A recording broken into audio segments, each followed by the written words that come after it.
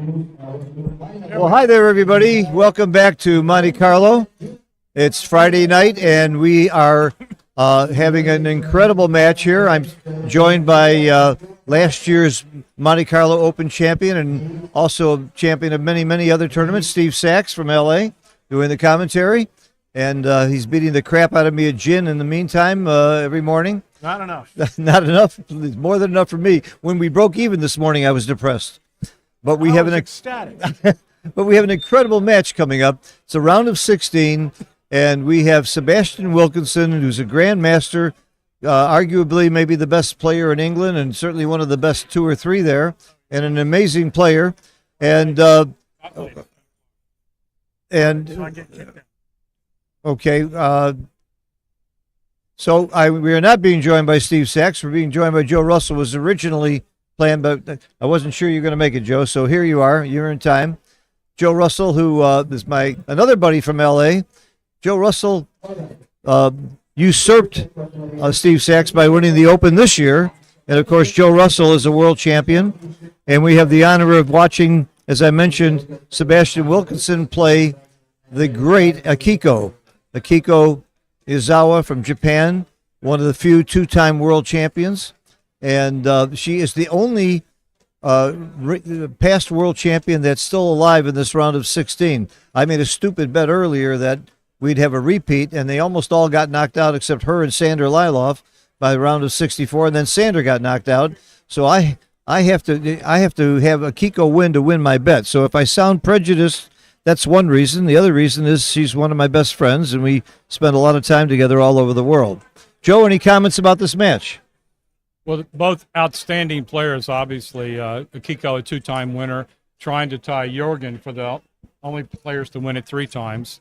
And Sebastian, probably one of the top 2 or 3 players in the UK. I don't know who I'd bet between he and maybe Oliver as the top 2 players. But he's an amazing player. Kiko's an amazing player.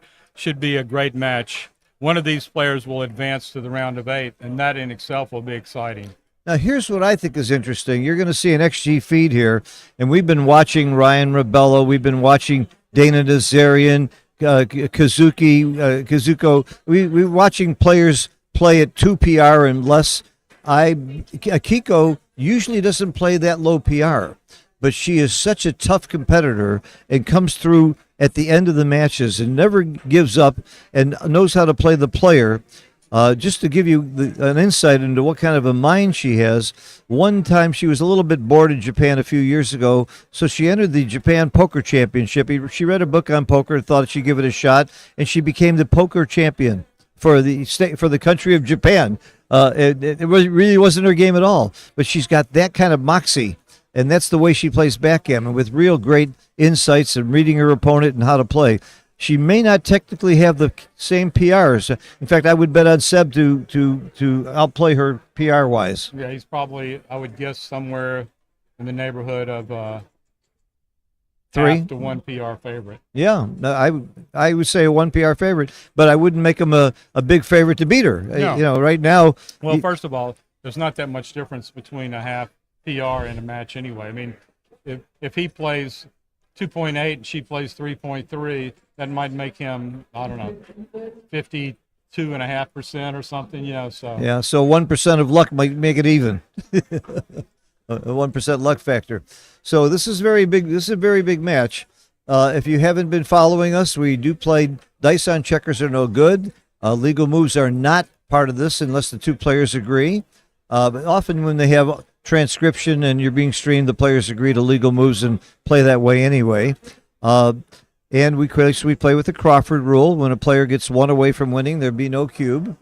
They have a clock. We use a chess clock that has a 12-second delay. What is this, a 17-point match? I think we'll see in a second. There's 2 minutes for every point of the match, so if it's a 17-point match... At least a 17-point match, because the previous matches have been 17. They have? I would assume it's still 17. I think it is. So there'll be 34 minutes on the clock, 2 minutes per point of match.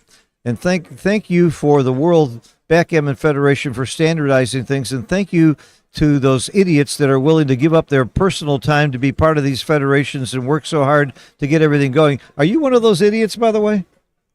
I'm the vice president of the World Backgammon Federation. That's what I'm talking about. Yeah. Yeah. I am one of those idiots. Yep, and he spent many years as an officer of the U.S. Chairman of U.S. Backgammon Federation. Chairman of the U.S. Backgammon about a Federation decade. for a decade, and that organization flourished amazingly over the years and has done nothing but grow and grow.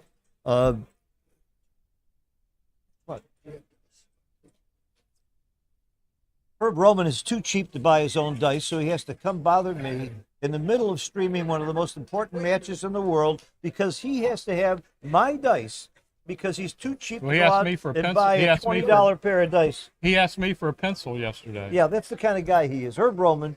So he'll fly everywhere around the world, but he won't buy a pair of dice. My God, these Chicago guys are nuts. Of course, Herb has been my friend for 40 years and a great guy in spite of his quirks. But speaking of quirks, do you know a backgammon player besides me that doesn't have any quirks? Am I the only normal one you know? You mean besides us? Besides you and me, okay. No, all right. besides us, I don't know of any, no. I love what Jason Briggs often says, I'm his only normal friend, and that's not saying much. Maybe I think that's not what I heard. He told me that he and I were your only normal-ish friend. Ish, okay. Okay, we do have We're a ready to 17-point match. So we have Akiko on the bottom playing the white checkers, Seb on the top playing the black checkers. Again, Akiko is a two-time champion trying to match Jürgen Grandstedt as the only three-time champion. She's now in the final 16. Mm-hmm. So she has 4 more matches to equal that feat. And 2 good things happen if she wins. I win the bet about a repeat, and I also win a bet with you, don't I? Don't I have Japan against you? You do. What have you got? I got Japan and I've got Denmark and the USA. Yeah, and I've got Japan and something. I have to look at that. Okay, here we go. Akiko is an amazing story. There's a book about her life.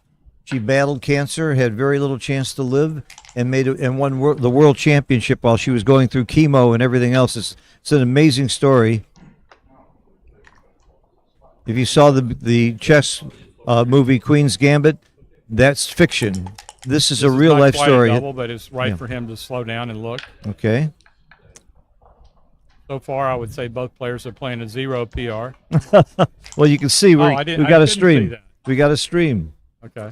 So we're going to see the answers today. We're not going to have to guess like we did our last match.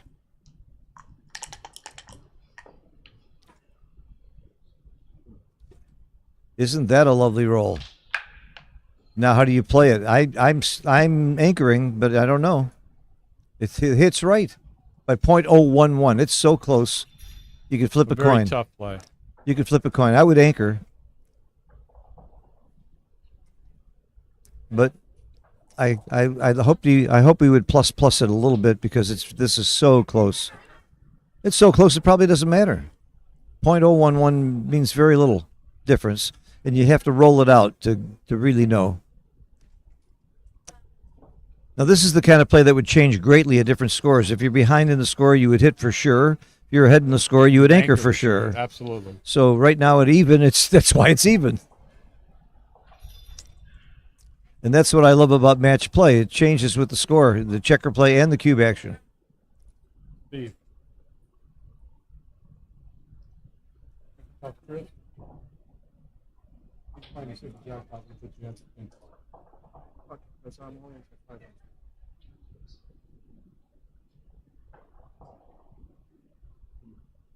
Look at the time that he's taking on this. This is good backgammon. He's got plenty of time. It's an important play. It's pretty hard to figure this out. I mean, you're just going on your gut instinct, basically. It's hard to figure anything out that's less than a 2% difference. Absolutely. You know.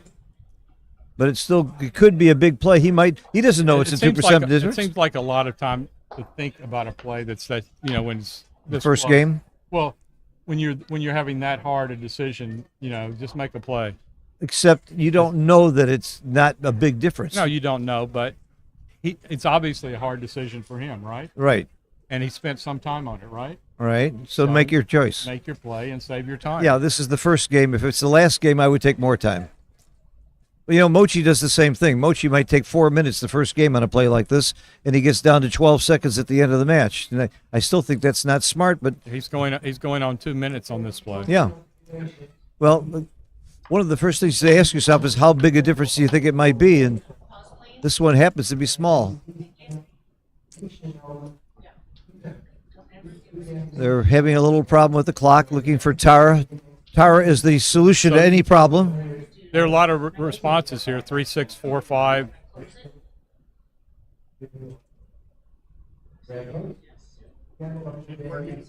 Okay. A lot of responses here. 3, 6, 4, 5. It's got Right. 7 ones, double threes, double twos is a great return. I think double four hits 4, two. 3. I think double four hits two. Comes in and hits two. Yes. There's a lot of That's probably interesting why making returns. the 20-point was right. Uh-huh. But it was very small. Certainly can't fault They're anyone. working on the graphics here, is what Bill Riles explained, so that we can see the. It still can't be 0-0 if he made the second best play. So Well, that was on plus plus. Maybe this isn't.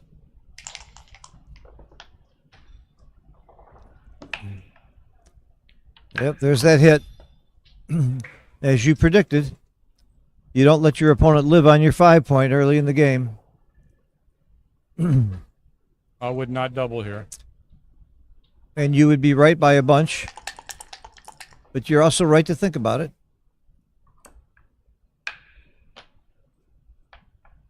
But I he don't just like that lifts too.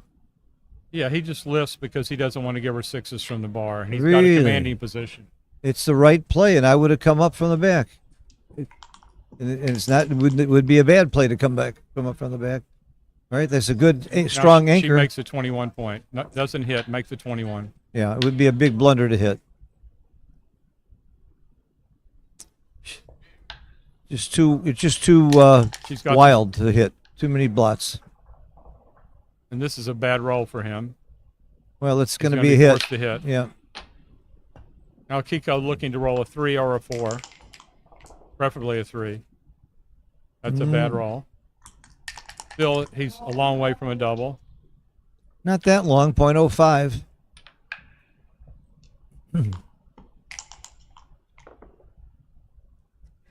Now he's close. I think it's a double. It is. It's a solid double and a solid take, according to XG.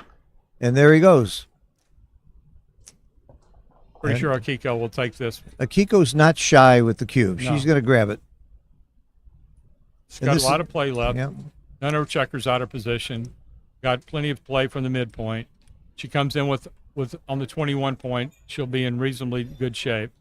Even if he starts going Yep, forward, she she can took it. win from the 21. She took. I bet a lot of money that she'd get that right. Yeah, so would I.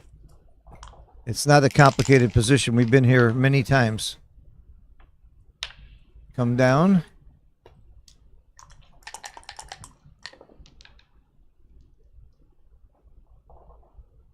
I think you just come in, or do you Yeah. know? You come out. You just come in, but it's close. I would just come in, play with one blot. Uh-huh. Plus, it's an attacker for the 2 point. I Plus, was. if she attacks on the 20 and you hit back, all of a sudden you start getting some Gammon Yeah. chances as well. If she had a spare on her 6 point in addition to the spare on the 8, then you'd probably come out. That's probably the difference.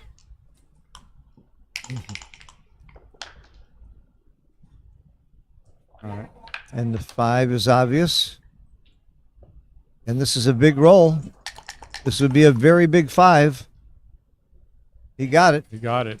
So far, the luck factor has to be favoring Seb. We'll see that in a minute, too. That's a nice thing. We think he's luckier, and we can find out exactly by looking at XG. Every time you roll better than average, your luck goes up, and vice versa. So she just wheels down from the midpoint and hits.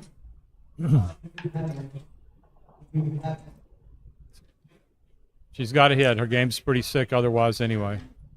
And she'd like to get a second checker back if he gets hit back and maybe make another point. I think this has got to be clear. It is. They don't need us. They're both playing at 0. You don't need us. This is another Now very she good would like roll to for roll a Seb. deuce here. She didn't get it. I think she just comes out from the back. Nope, 9-3 is much better. Really? Much Okay. better. Okay. It's about saving gammons. I would do the same play. It's duplicating the 4s there, but you're giving her 4s and 5s and 1s and 6s. Well, you know what? Your play wins more. It's the gammons it's the reason why you don't leave those blots. So you were making the DMP play. It's usually right, often right. There's just too many gammons, though. You go for 11% more gammons by playing big. I'd like to see that one plus plus. I doubt it. I wouldn't become right, but I bet it would go down a little bit. All you pros say that. All right, this is a pointing number. It's time to blitz. Yep. You're running out of time for a prime, and blitzing is the way to go here. A lot of gammons when you blitz. Make the 2-point. Nice play. Boy, they're both playing incredibly well. I think 0 is pretty good. Uh-oh. Akiko's in big trouble.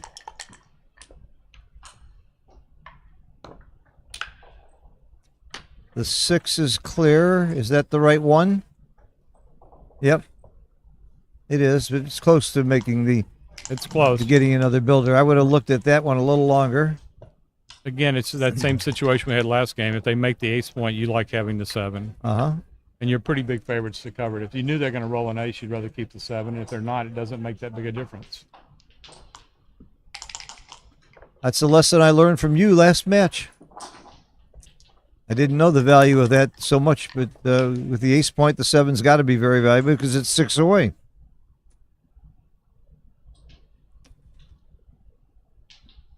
Well, with a checker on the roof, you don't get too scared about leaving a shot here.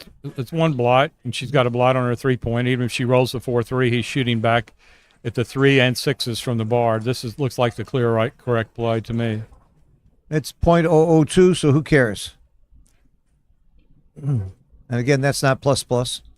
When Joe says plus plus, he means that we're looking at the extreme gammon computer analysis on the right, and generally it doesn't show the best, highest level of analysis, and plus plus is a higher level. A lot of times when I make an error, not most of the time, but a lot of the time, when I make a small error and I plus plus it, it flips. Yeah.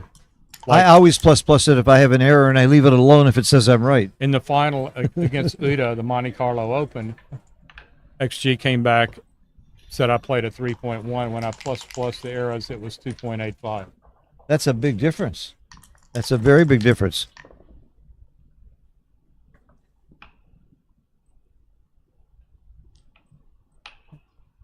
Yeah. You don't mind clearing the 6-point because you've got a gammon for sure as long as you don't get hit. You don't really have much option here. No. You're not going to leave a But it's good to gap have. there. I'm just saying it's a good roll to clear the 6-point because you're going to win a gammon as long as you don't leave a shot.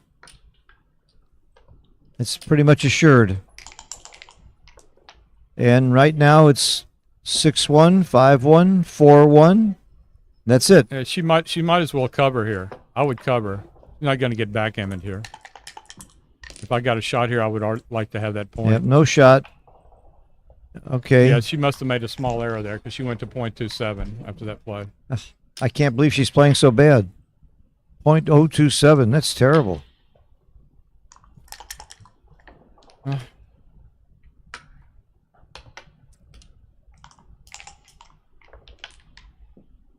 The second Akiko gets knocked out of any tournament, I get a text from her saying, "Where are you?" Because we always like to play Pineapple Bluff Like Gammon. she could hear you the way she was smiling. We play Pineapple Bluff Gammon and Pasco Gammon. I hope she loves variations, and I'm her meal ticket at almost every tournament, and I don't mind losing to her. She's so pleasant to be with.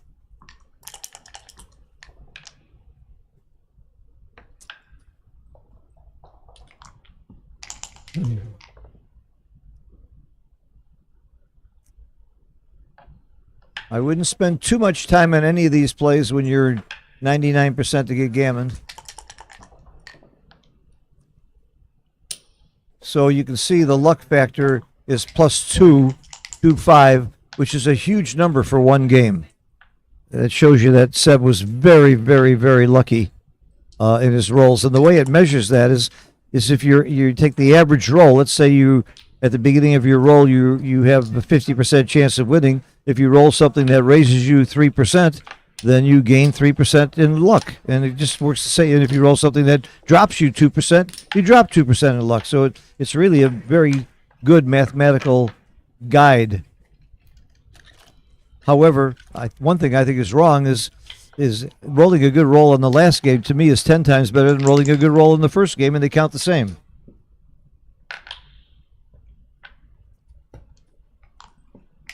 I'd rather have a 3-1 on the double match point than 3-1 at 0-0, for example. And I can certainly prove to you it's better equity. So I don't think it's totally a absolute guide to who rolled better. You get the shot at the double match point and hit it, that's big. Okay, Akiko's got a nice priming game. In this 3, he's going to anchor. That's a very good 3. That's what he wanted.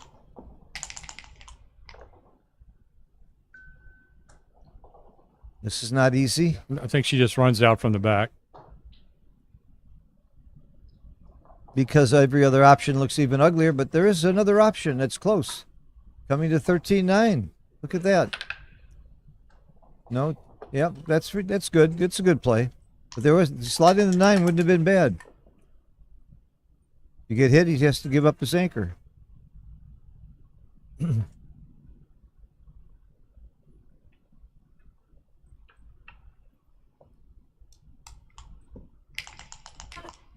Akiko would like to get out of there, and she does. Maybe.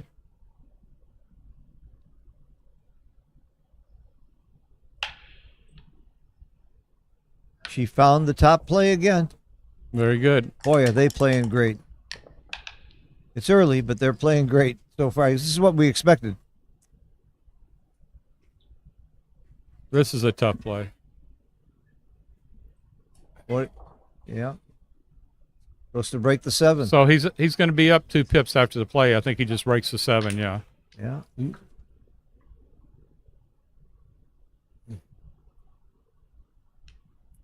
He can't run because he gets pounded too much. Akiko's got a very good attacking structure, so you don't want to get off your anchor. If you look at the XG feed, you won't even see that option. You'd have to scroll down to the 17th best play to break your anchor. So that's a good lesson. The other lesson is figure out your game plan. He's got a holding game plan or a racing game plan. This accomplishes both. Oh, double 6s changes That things. should be the game for Akiko.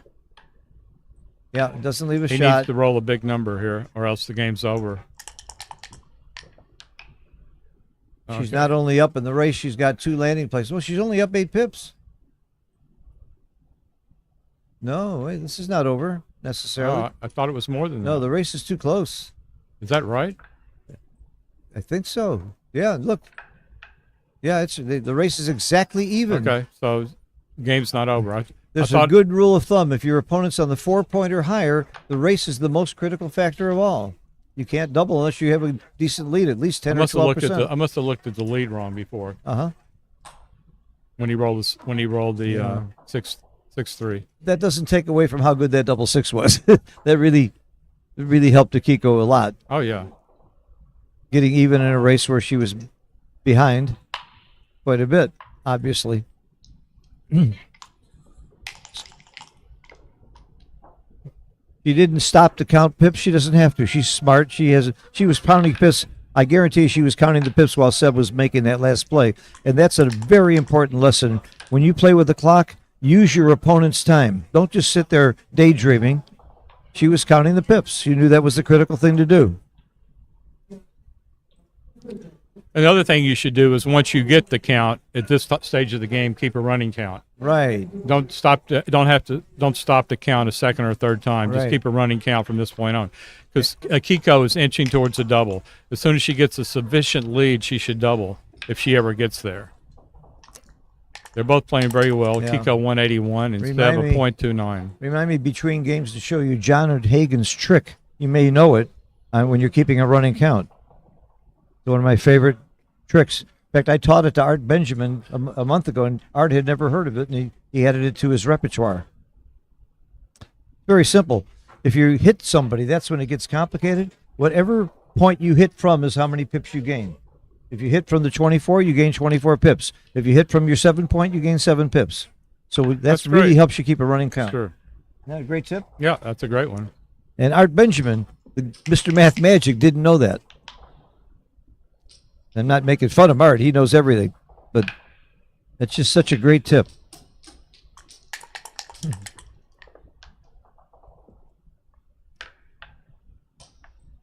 Mochi, Matt Congeyer, I know a few people that keep a running count for the entire game. It would drive me nuts. I've tried to do it. It's too distracting for me. I couldn't figure out what checker play to make. 6-4, do you volunteer? No?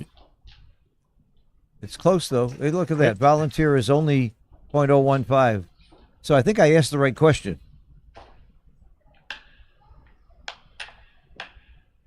It's close. It's very close. The reason you wouldn't volunteer is because the board's getting ready to go. So you can let the board go first and then volunteer. But it's very close. 6-2 is very close also. She needed a 6-3, and the volunteer would look very bad. So she's too far down in the race to consider doubling. This is a very bad shake for her. Do you get rid of the 8 point? I'd like that landing spot. I might just play off the 3 point. I'm not going to give him, I'm going to just make the ace point. That's not right. You're going to what? I would make the ace point, which is make- 077 era. No, double one. Oh, make the ace point. I see. Yeah. You have to leave 4 numbers whatever you do. I definitely wouldn't break the 7 or 8 point, though. Yeah, you want those landing spots. It's not the landing spots, it's the blocking spots. Yeah. He's ahead in the race. You don't want to give him a chance to run. Ah. And I don't like playing 13 to 12 because I'd like to be able to hit him with an 8. Give him now if he rolls an 8, you got a shot at him instead of coming closer. And it does come closer. I guess to bring it home. That part I don't understand why you'd play 13-11. I don't understand that. Well, you're just keeping your board. It keeps your board better. I see. It's still 4 shots. It gets home easier. Yeah, but I'd like to be back there in case he rolls Right. a 7 or 8.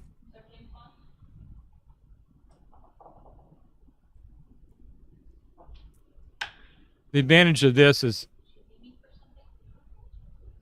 if he hits and you hit back and he comes in with another hit, he's stuck behind a prime. Or if you break your board, the prime's not as strong. And you have 2 landing places to come in safely by keeping the 7 and 8. So she got the right idea. She made a very good play. Not top play, but a very good one. Does he come out with both? That's 20 shots plus double He's up one. 18. I think yes is the answer to that. Yeah. The other question is, would you rather get hit outside or inside? Inside might be fatal because it might help her make that point. It's 21 shots. But some shots get hit back.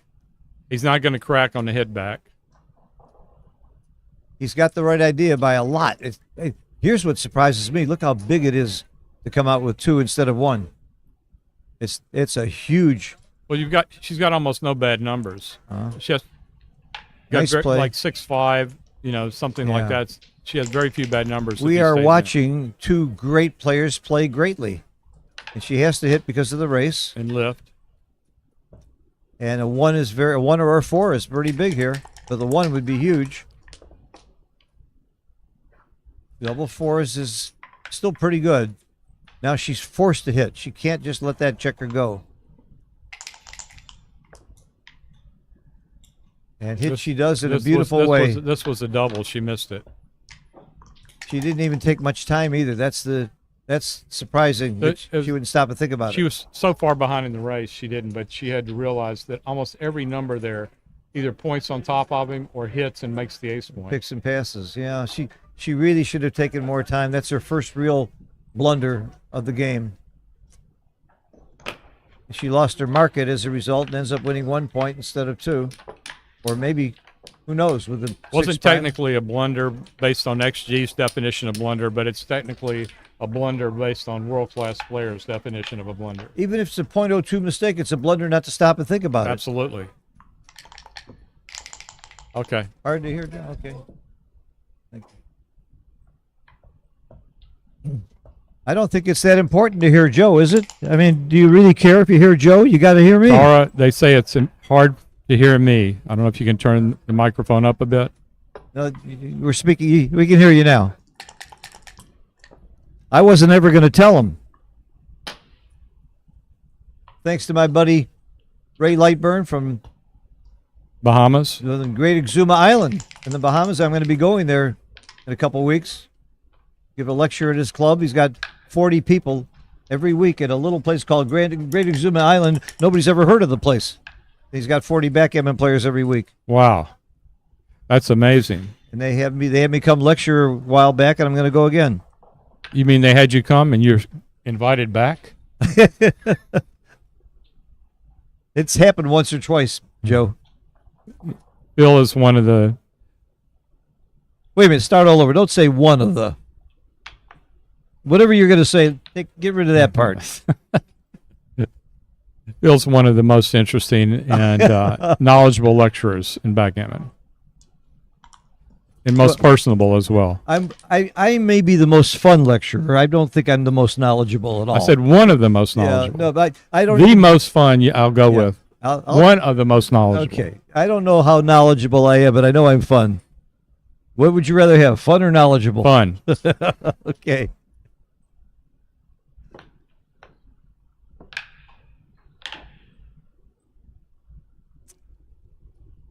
Akiko did exactly the thing that we saw Ryan Robello do wrong, and it may have cost him the match. A very critical thing, and just not think, just stop. But you would think Akiko wouldn't make that mistake. She is seasoned. Ryan's a young, impetuous kid who's an incredible player, but Akiko, the lack of thought is not one of her faults. She's still playing very well. 2.52. Oh, yeah. Oh, yeah. But look at Sebastian, 0.23. Oh, yeah. They're both playing amazing. This is exactly what we expected. That's why they're being streamed on Stream 1. We try to put the best match and the best players on Stream 1. Not necessarily the best commentators, but the best match. What do we got here, Joe? 5-3? That's not is it really a 5-3? Mm-hmm. So, yeah, that's interesting. He can't touch the back checkers. He could clear the midpoint, but again, Kit Woolsey, 1993, the importance of holding that midpoint. So that's why he's reluctant to come down with 2. This is structurally better, and it's the right play. This is the right play you're looking at. I think a lot of players would just make the 3-point, which is the third best play. Well, you could touch the back checkers. That's wrong. You can come off the 24 and go all the way, which is not a bad play. It's actually the second best play. Keeps great structure everywhere. Yeah. He's looking at the 2 best plays. That play, you keep going with that checker. Well, pretty good play. I'm guessing he ends up with this. They're both close, so either one's fine. Either one is fine. Well, maybe not. Maybe he looks like he's going for the best play. Wow, good play. He is so good. He is. He's really something. Sebastian Extreme Wilkinson. Do you hit? Maybe it's Wilk Extremeson. I hit because of the blot on the 2-point on the other side of the board. Absolutely. But it's close. Wow, I hit reflected. Oh, no, it isn't close. It was a blunder not to hit. I misread it.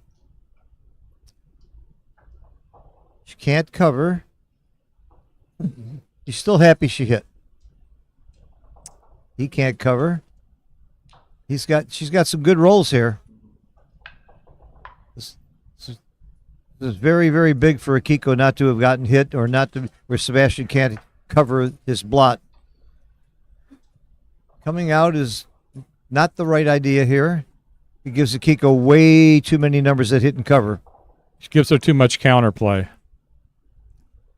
That's what I just said. In a different way. We're saying the same thing. Too many hit and covers, too many good things she can do. And you call it counterplay. Good term. All right. She still has some good counterplay. One's hit, lots of other things do other things. She can cover with the 3, and she could hit with the 6. Yep. Absolutely. And it's right. By a country mile. Any other play is a quadruple blunder. Yeah, well, the other play just says, come get me, Seb. Have at me. That's a great shot by Sebastian. Beginners don't see this. They come in with the 1 and look for the 4. Don't see the hit. 2. There it she is. Got it. You heard me. In and out. You heard me with the 2. In and out's right. A lot of people would come down there. Why is in and out right? Because he doesn't have many attacking numbers. His 6s would cause him. And if he attacks, if he hits with an ace, he breaks his 8 point. And if he hits with a 6, he loses his midpoint. Right. So I see what you. And there's a lot of return shots. So that's why out. And probably the biggest reason is she wants to make the 18 point. She didn't get hit. Now if she hits back here, she's got a huge game. And she's got a lot of numbers that hit back. There are a lot of numbers that hit back, and now she's got a monster game. Even if he rolls a 4, she's got a good game. I come in and make the 4 point, which is right. The 21. Yeah, make her 4 point. Your opponent's 4 point. That advanced point says, I am not going to get gammoned and I'm not going to get primed. That's why you have to make the higher point. She's a solid favorite now after this. Yeah, it's about a 60-40 game. I don't think he can make this play. Any play but making the 21 is a blunder. I mean the 23. I mean the 21. I'm sorry. Anything but making the 21 is a blunder. I wish they put numbers on these boards. He's a solid favorite, but not a cubing favorite. Yeah, it would be a blunder to double. You ask yourself first, will my opponent take? And if you think he's going to take, then you ask, well, how often will I lose my market? Usually you need about 25% of the time. That's O'Hagan's law. So I always use Wolsey's law and then O'Hagan's law in every cube action. I don't care what it is. This is just no pressure. It's very, she doesn't lose her market with that many numbers. Yeah, because he has that high anchor, he doesn't get gammon that much either, even if she hits another checker. In fact, hitting another checker, he might like that. Make a second point. No, he doesn't want to get hit. He's going to get hit with 6s and 1s. That's 24 numbers. 24. There's 36 possible rolls of the dice, and 24 of them hit. And that's something that any good player has memorized instantly, because this game is all about figuring those odds. She does double. Very, very big error. This is her first really big error. And you were right. You don't always hit. That was a very bad double. And Seb grabbed it quickly, as he should. Maybe the score influenced her. Maybe because she's losing 4-1. And maybe it's not a bad double. Human to human. No, it's a bad double. Okay. We can't find a good excuse. Even if she was an 8 PR, it would be a bad double. Yeah. There was just very little threat there. It's so easy to take. But you're putting yourself. Ask yourself in a situation like that. If you're her, ask yourself, how much pressure am I putting on my opponent? Yeah. And she was putting 0. I say the same thing in a little different way. Ask if you were him, how would you feel about getting that cube? Would it scare you? Would it bother you? And the I would answer is want no. to be double. I would want to be double there. You'd love to hold the cube. So a lot of this game is putting yourself in your opponent's shoes and thinking how it feels. So that way you get to see the game from the other perspective as well. Which is another reason why I think people should, when they practice, they shouldn't just play the bottom checkers. They should play the top checkers sometimes so they can visualize the game from that perspective. Coming out to the 18? Absolutely. Looks so natural to me. You're winning the race. She's thinking about a blitzing game, which is the wrong idea here. Doesn't have enough checkers in the zone. You can quickly see the zone is the two quadrants on her side of the board. What she needs to think about is if he hits her with a 6, he's abandoning the 21 point. She has no coverage here. Yeah, this is the wrong idea. Wow, this is not a good game for Akiko, PR-wise. But it worked so far. Yeah, but now you can pick the wrong play and it can work out magnificently. If she rolled a 7 or a 10, you'd say it worked. Now she should just. I think she should just go 13, 8, 11, 10. You're right. You nailed it. She got the 13-8 plate. Why 11, 10, and why? Oh, you don't want to come 24, 23 because it's harder to get out from there. This is pretty good. Well, 11, 10, she can block his 6s coming in. The 6s may play poorly on the other side. 4, 6. Okay. Now she'd like to.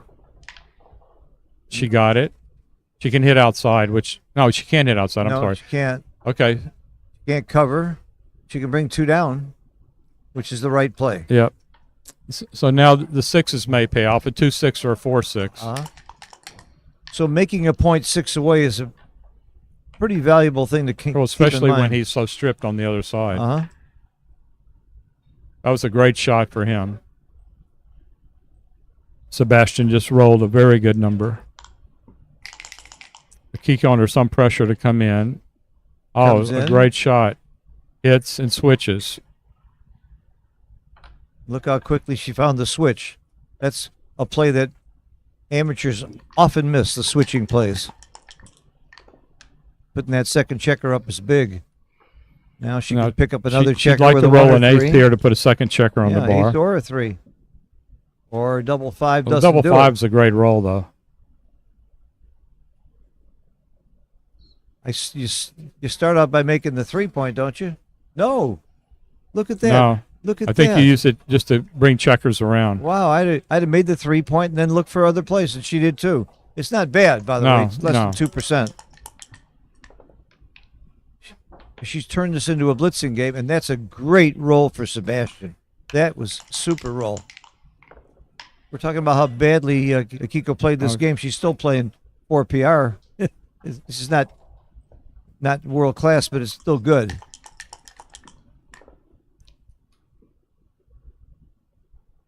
It used to be world class. Not long ago, you would consider that world class. Oh my God! The best players in the world were thrilled if they could play at 4. Now I'm seeing so many people playing at 2. Dana Nazarian played under 2 PR. Wow. Kazook in a match here earlier this week. We all knew we knew from the United States. We knew how good he was, but around the world they didn't know that well. Kazuki played under 2 PR in a match. Rubella was playing consistently under 3. David Wells is playing mostly under 3 PR. He's been very hot He beat when he beat Victor Ashkenazi, he played at like 2.3. Wow. Amazing. Just some amazing players. Yes. This game is getting tougher and tougher. Just to keep up, Joe, you're going to have to keep working harder with these young whippersnappers. The computer really has changed the game.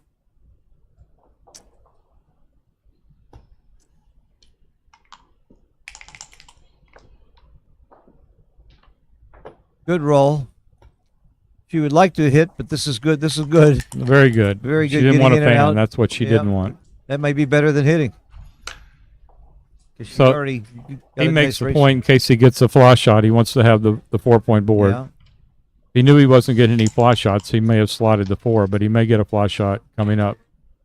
And you called it. This looks like a fly shot to me. This may be more than a fly It shot. could be a double fly shot. No. No? Yeah, this could. 16-8 is right. It's going to be a double fly yeah, shot. Yeah. Be really wrong to break the 8-point. This is almost like a direct shot.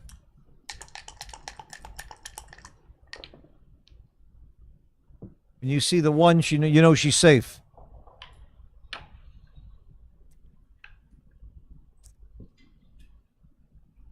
And the luck factor has started to become a little bit more fair. It's only -1 now for Akiko.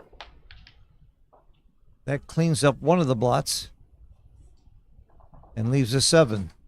Or you can leave a 9. I'm not sure which or one. she can make the point and play to the 2, but I think she just plays 15-8. 15-8 is right. It's harder for her opponent to roll a 9 than a 7.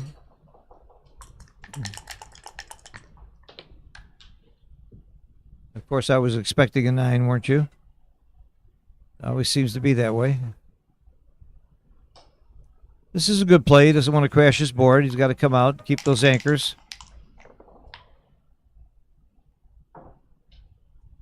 That's a very nice roll. Cleans it up. He goes 80% to win this game now.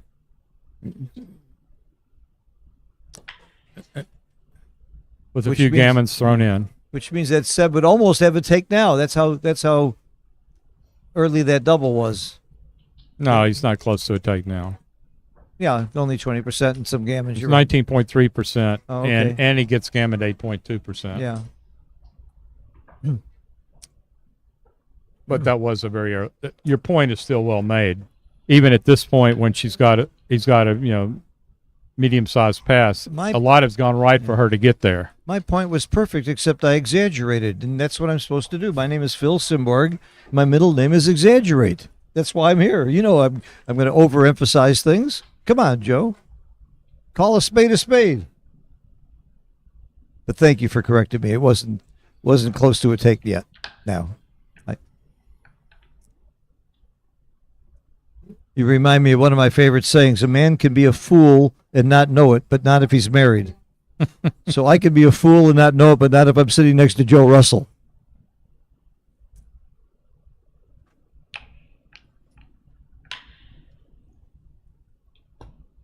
They say this is not a game of luck, it's really skill, but I think Joe Russell was lucky that he was born so smart.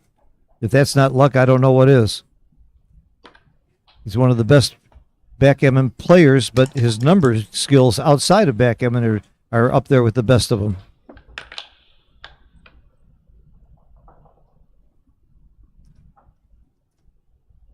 You're not an Art Benjamin, but you're up there. Nobody's an Art Benjamin. All right. In, and I would play 3-2, but it's wrong. It's close, but why? Because you might get a shot. Why don't you play 3-2? Isn't it more flexible? This is the right play. Because he's going to have to break his board or run off one of these points. Now he can run from the 18-point with some freedom.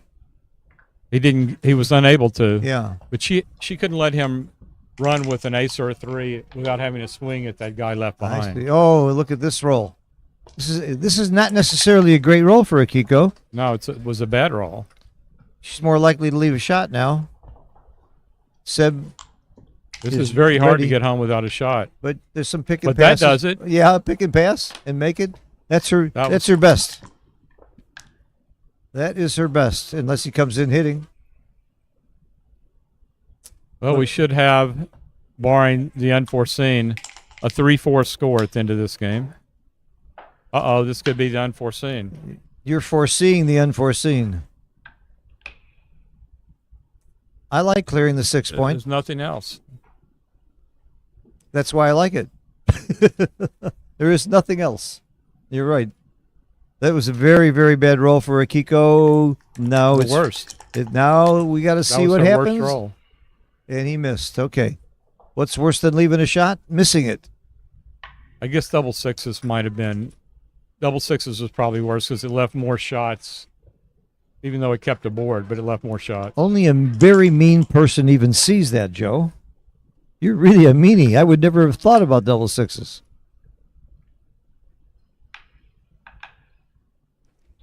I don't leave it odd. I want to clear Oh, it's right to take it off. Is it? Yes.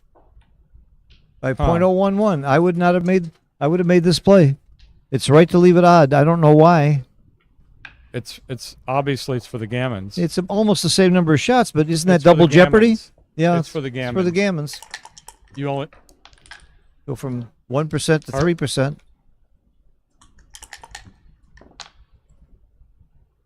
Oh, it wasn't right on plus. Oh, okay, good. Because it didn't seem right to me. It's usually not right. If she had 2 men on the 6 point and 3 on the 5, then it would be right to take the man off. And look what they caused her to leave a splat. This is huge. It could be a monster difference if he rolls a 1 here. Whew. She can breathe. Look how cool she is. Akiko, you don't see her phased a bit on situations like that.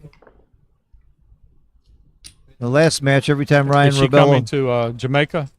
Yes, she always comes to Jamaica. She's coming for sure? For sure. She's going to be my roommate. And if you come to Jamaica, maybe we can work this out for you to be in our cottage too. I'm going to try and get you in it. We have a beautiful cottage that Akiko and David Wells and I share, and Michi. But Michi's not coming, so we may have room. All right, get me in and I'll come. Well, I'll work on it. You know, I'm going to do everything I can. I want you there. Okay, we got a closer match now. That was not Akiko's best game, but it wasn't terrible. It just wasn't. The cube was really. She's actually outplaying Seb. Seb's had 1 blunder, but it was a huge one. 1 checker play blunder. 1 error, 1 blunder. Kiko's actually outplaying him with the checkers, but she's made 2 cube errors, doubling too early once and missing a double on another game. Yeah, and the one she missed really surprised me because she rolled fast. She didn't think about that one. That really shocked me. Check your text messages, Blake. We'll see.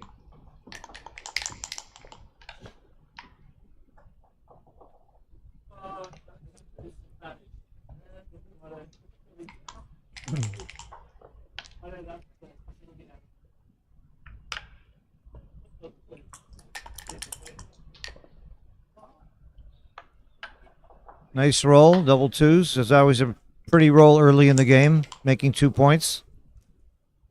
That's a very nice roll early in the game.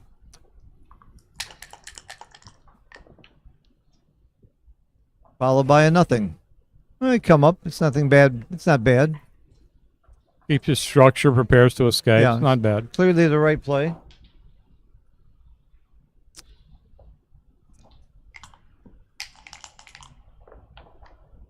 Great roll by Kiko. Points on him. Hit and point is a dream roll. Hit and point. That's what you always want to. That's what I have my super exciting dreams about. Used to be women, but now it's hit and point.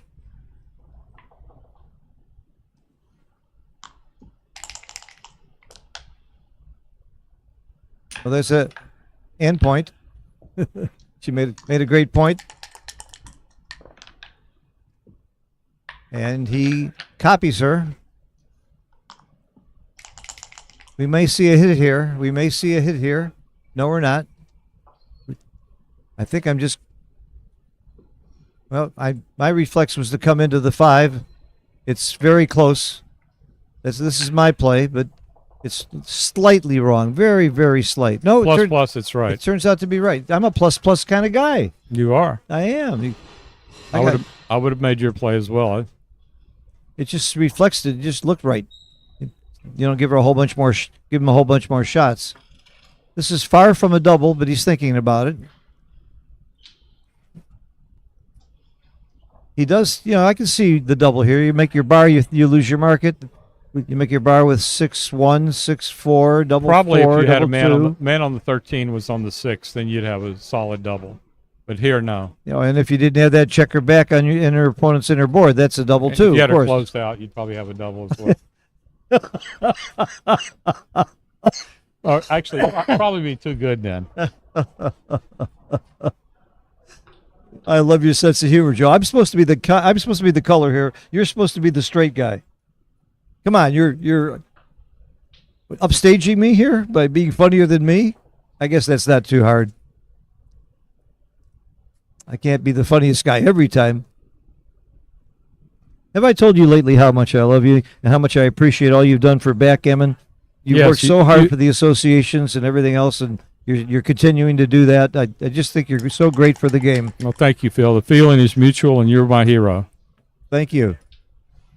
I was waiting for you to You say and that. Blake. Blake who? I don't know. Blake Fleetwood, who's joined us today. He's certainly one of my best friends and certainly one of my heroes. I got two of my very best friends sitting right next to me. What a pleasure. This is why I come to backgammon tournaments, so I can spend time with you guys.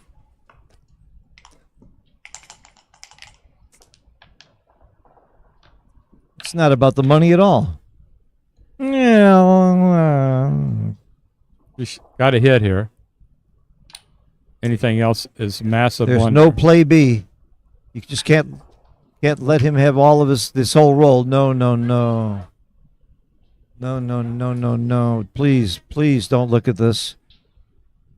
Call a timeout. Let me run in there and tell her this is not. Even Blake sees the hit. She got it. No harm in looking. Ooh, big 3-5. Huge roll. Probably a game ender. Yeah, probably. Unless she rolls a 2 or 3, but she may still be in it. Is it too good is the only question. I don't think it's too good because of the blot, but I could be wrong. It is too good. It is too good. Okay. And she's right to roll. He's right to roll on.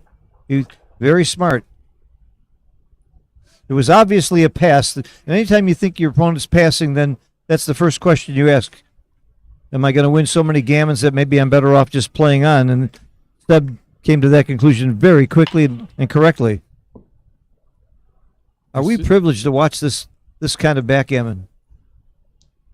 And we have many matches of this quality here at the World Championships. You don't have at most other tournaments. Still too good, but not by that much. Well, now it is. I mean, plus it's 5% too good.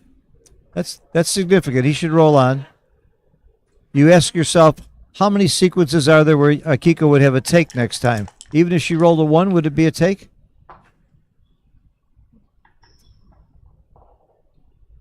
He's thinking about the hit to stop her from anchoring, which is the wrong idea. And he's smart enough to see it's wrong. Now he can't get hit. And as long as he can't get hit, he can always double her out if she rolls well.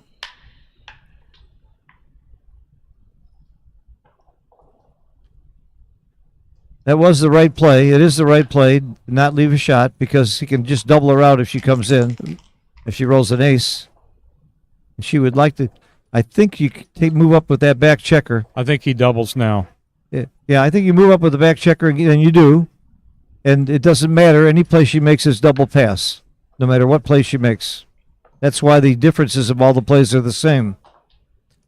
And a big pass. There's no reason to take it. Very obvious. Okay. It was almost too good still, which I would have doubled. I didn't realize it was .996. I didn't like her play, actually. I thought she should come up with the 24 and take away the... Right. Take away some of the jokers. Yeah, take away the juicy gammons by leaving that blot out there. Sometimes you make the play that forces your opponent to double, and that would have been the play. No. I know, you're right. She wants to be doubled there and wants to get that game over with. Well, actually, she didn't want to be doubled, but staying back with the play she made, it was a slight not too good. So she didn't want to be doubled. But sometimes, I was just saying, sometimes you make the play that forces your opponent to double. And her coming up to the 22 would have forced him to double. I make that play every time. I think you're right. I always make plays that force my opponent to double, but I shouldn't make those plays.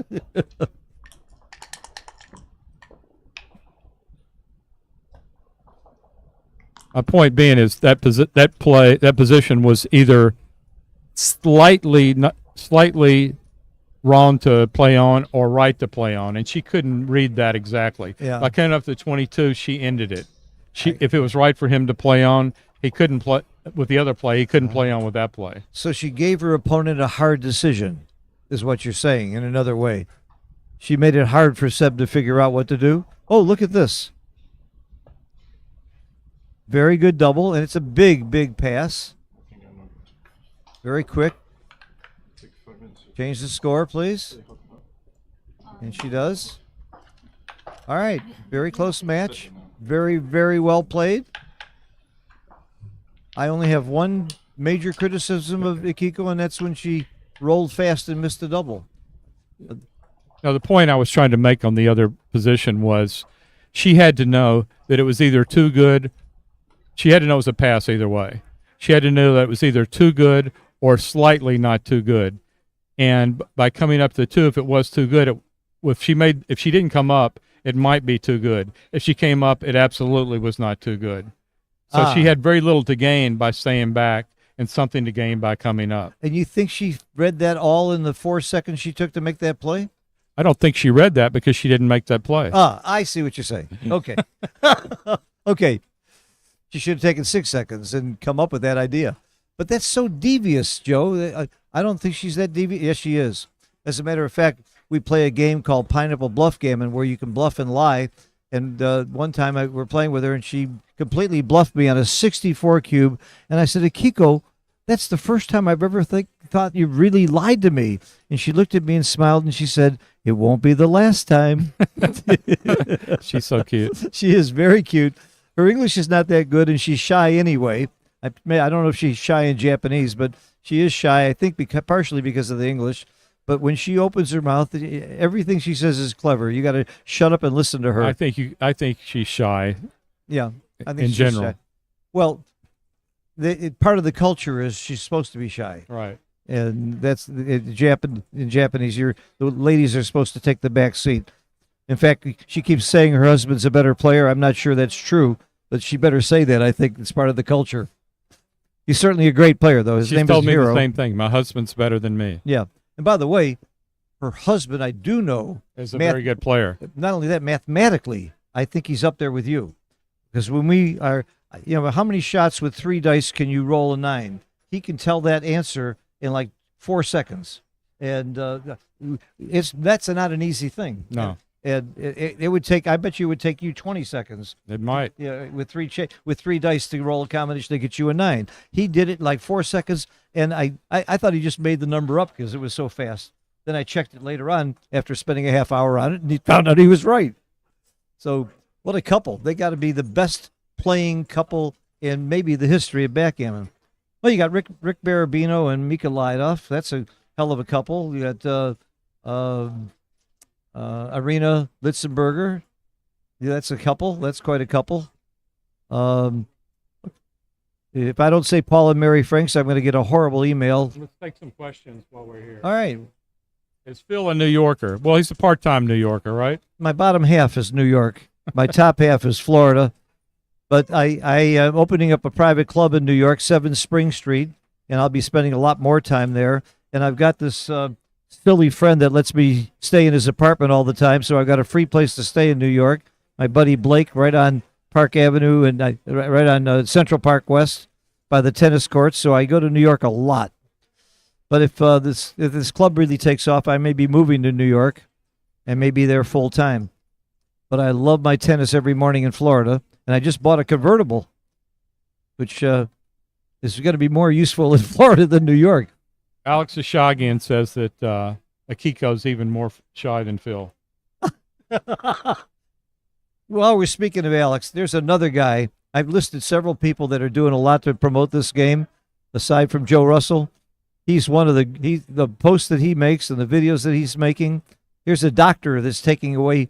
I mean, how much is a doctor worth per hour, and how many hours is he putting in to help promote backgammon? He's amazing. I have to He's say unbelievable. probably nobody in the world has done as much to promote backgammon on the internet, online in the last 2 or 3 years. Yeah, well, Mark Olson's up there quite a bit with his videos and stuff. He's another one. But Mochi does some. Alex probably has 300 videos or maybe more. Yeah, and by the way, he's doing it with zero financial gain.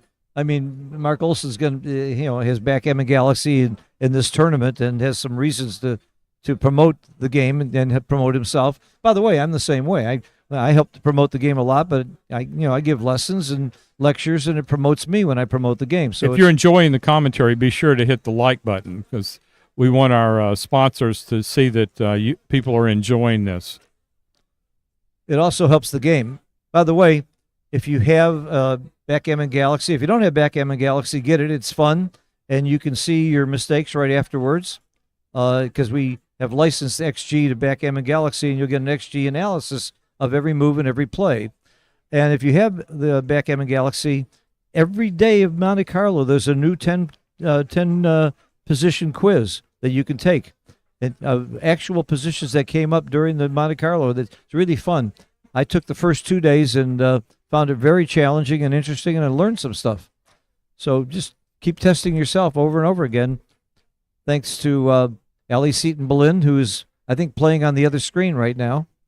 And we saw him earlier in a very tough match and playing very incredibly well. From Turkey, Ali beat our young stud from Canada. We got another question. Rebello. Someone wants to know, Phil, what's your average error rate? Probably I make 30 errors a match. If you want to know my PR, I'm somewhere in the range, depending on the type of game, anywhere between 4 and 6. And I have many students. I've had over 400 students. I probably have 30 or 40 students that play better than me. I'm absolutely a better teacher than I am a player. And Alex says Phil plays 4.0, but he commentates 1.0. Thank you. I wish I could play 4.0 consistently. I absolutely cannot. I played 7 or 8 matches with David Wells in Nice and Cannes before we came to the tournament, and I intentionally played bad to make him feel good and to build him up, and it's doing great. He's in the semifinals of the Super Jackpot, and he's an amazing player. Yeah, and he and Akiko, he's been playing under 3 PR and often in the low 2s. I watched him play Zdenek, and his focus was amazing. And he played at 2.3 against Victor. His focus is always amazing. He's always one of the most intense people over the board I've ever seen. He's a poker player too. He stares you down every minute. He's just so focused and so intense.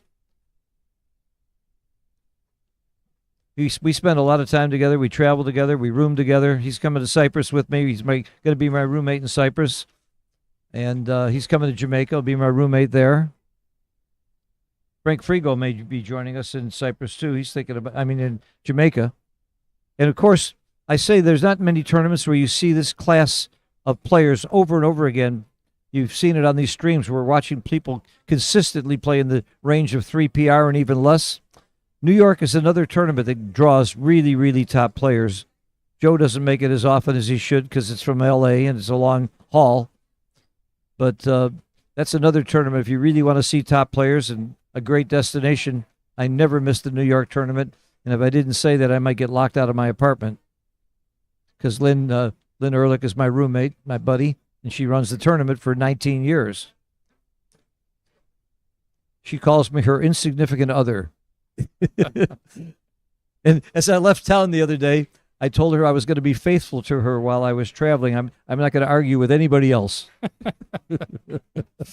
So we have that kind of a relationship. It's just a lot of laughter. We share a nice dog, Lola, everybody famous Lola. So I didn't have time to go up. By the time I got back from dinner, commentary time, but I'll get it after dinner.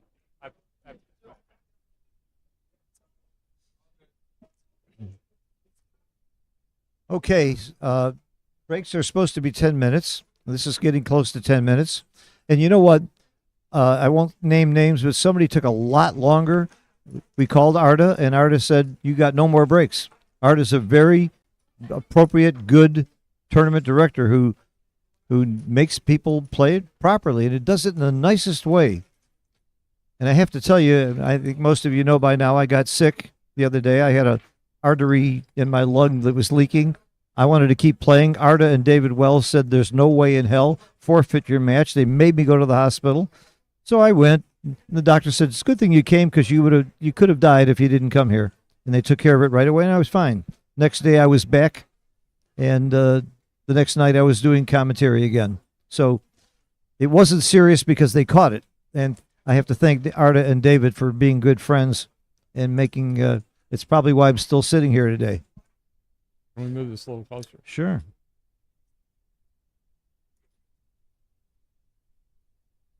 Okay, Joe, what other tournaments are you making this year? I hope you make it to Jamaica. What else? I think I'm going to go to New Orleans. Good. I'll be there. That's not the same time as Jamaica. No. I'm making it to New Orleans. Okay, New Orleans. I'm going Jamaica. to Dubai, Cyprus. I doubt if I'm going to either of those. I don't like to fly that far. Okay. Unless I find some business class flight. It's cooler. It's nice that it's cooler. You know, I found a business class flight. I didn't have a return ticket. I found a business class flight from Monaco to L.A. $800. What? If I wanted to fly right now from Monaco to Florida, it's $1,800. You found one for $300? 800. 800? 800. How is that? Business class. How is that possible? You got to stand the whole way, though. Right? Is there a strap to hold on to? How do you do that? And I'm going coach. It's $1,800. You're kidding. Well, I didn't pay. I bought a round trip ticket, so I'm cheaper. But if I were to change my ticket, and I might, I've got a student that might want me to stay in France a little bit longer. Where? Avignon. Beautiful. He has a beautiful villa in Avignon, and I hope he's listening. I'm willing to stay for a few more days, but you got to take care of that $1,800 plane ticket for me. Well, I might be able to do better for you. Well, that'd be great. I've got a. You'll save me money. I stayed with him once before a few years ago, and we had the greatest time. I'm so fortunate. I have students. They've all become good friends, and wherever I go in the world, I've got beautiful places to stay. I ride on private planes all over the place, and it's just been an amazing life. Akiko, you're not close. Don't look at this. Okay. I thought. That's a great shot. Coming in and hitting is great. Oh. She doesn't hit. She makes the 4 I'm point. sorry. I didn't see that. I thought it was 2-1. Still a monster shake. Oh, yeah. It's better than 2-1. Probably going to have a double unless he rolls something outstanding. And that's not it. Double time. Double pass. Yep. Position, race, and threats. May as well play it big. And you can see that all the plays are -1, meaning it's double pass regardless of which play, unless he made it too Almost good. too good. He did make it too good. He did? He made one of the two good plays, and she didn't fall for it. Well, 1.007. It was optional, basically. I got you. But he did make a play, that tempted her to play on, and it, You I think don't he think did that he on knew purpose? No, I don't think he knew it. No, I don't think so. I don't think he knew it. Unless you're looking So at both XG, players you don't playing know that. very well. Oh, Akiko yeah. 2.95, Sebastian 1.63. Amazing PRs, especially when you've been playing for days. And look at them both smiling and laughing. They're very friendly and relaxed, and they are playing for a tremendous amount of money and prestige.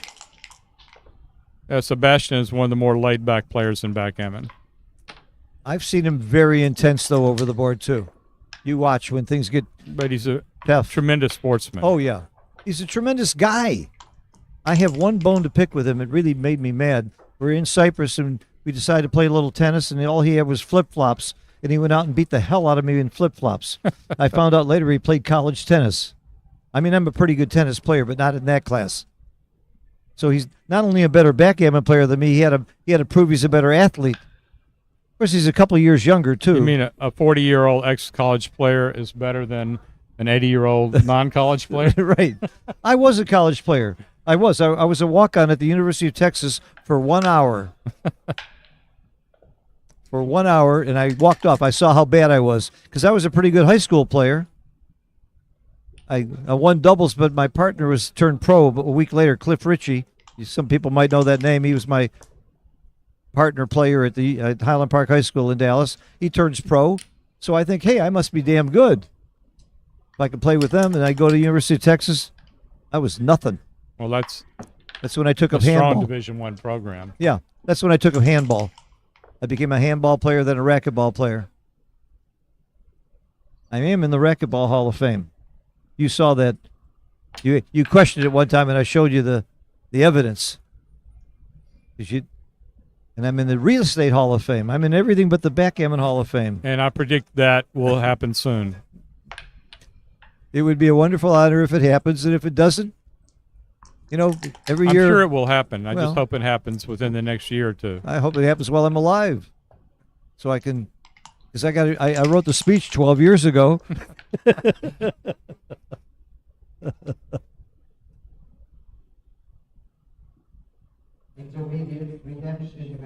You're certainly very deserving. Thank you. Of course, Joe is in the Hall of Fame. It's been for quite a while. When did you get inducted? What year was that? A long time ago. Maybe 2018 or something like that. 7 years ago. 7 years ago. It's quite an honor, and you deserve it for all the things you've done for backgammon, aside from your playing skills. We don't have that many world champions from the United States. This is a double pass. Joe was almost a two-time world champion. He was a runner-up against Jorgen Granstedt a few years ago, 4 or 5 years ago. Do you know that I hold, not to beat my own horn too much, but I hold 5 world titles. I've got singles, doubles, team, and 2 club. Wow. And you got the Open, the Monte Carlo Open. Right. I think that counts. That doesn't count. No? But it's a hell of a tournament to win. I would count it. If it was mine. Well, I can't tell you how many people have been congratulating me on my 2nd world championship, and I have to say, sorry, that wasn't the world championship. No, that was the the Monte Carlo Open. Yeah. Okay, what's happening here? But Bob Wattell, Steve Sachs, and I just won the club world championship back in April. Well, it wasn't a fair competition. Look at the 2 partners you had. Come on. What other club can match that kind of? 2023, Bob Zavarol, Ian Terry, and I won the same tournament. Now that's an accomplishment. Nothing against Bob and Ian, but they're not Bob Wachtell and Steve Sachs. And Bob Wattell and I won the doubles championship. So Bob Wattell has 2 world titles, but they're both as my partner. Uh-huh. And Bob Wachtell has the honor of coming in 2nd in the World Championship and playing under 3 PR. Yeah, he played amazing. He's an amazing player. Amazing, He's just amazing. Player. He and John O'Hagan both lost the World Championship in the finals playing under 3 PR. Of course, I think Joe Russell, you can add that. Didn't you play under 3 in the final match with Jorgen? No, I played at 3. You played at 3? That's still amazing. Okay, in the meantime, it's a very strong. A 5' is very, very strong when your opponent Akiko made is a not at small the edge. pass on this game, and it's turned out poorly for her thus far. Oh, she was supposed to pass? Yes, it was a small pass. Small pass. She is aggressive. She is aggressive with the cube. You don't push Akiko around. She's not afraid of anything. She doesn't play with fear. I guess when you conquer cancer, you don't get too scared. This is a great play because it duplicates the 3s and 4s that make the 3-point. No way in hell would I find that play. No way in hell. What would you do? You don't have a lot of options. I don't know. I just keep scrolling down and you'll find my play. I guess you're right. There aren't a lot of options. It just looks so scary. This is the number 2 play.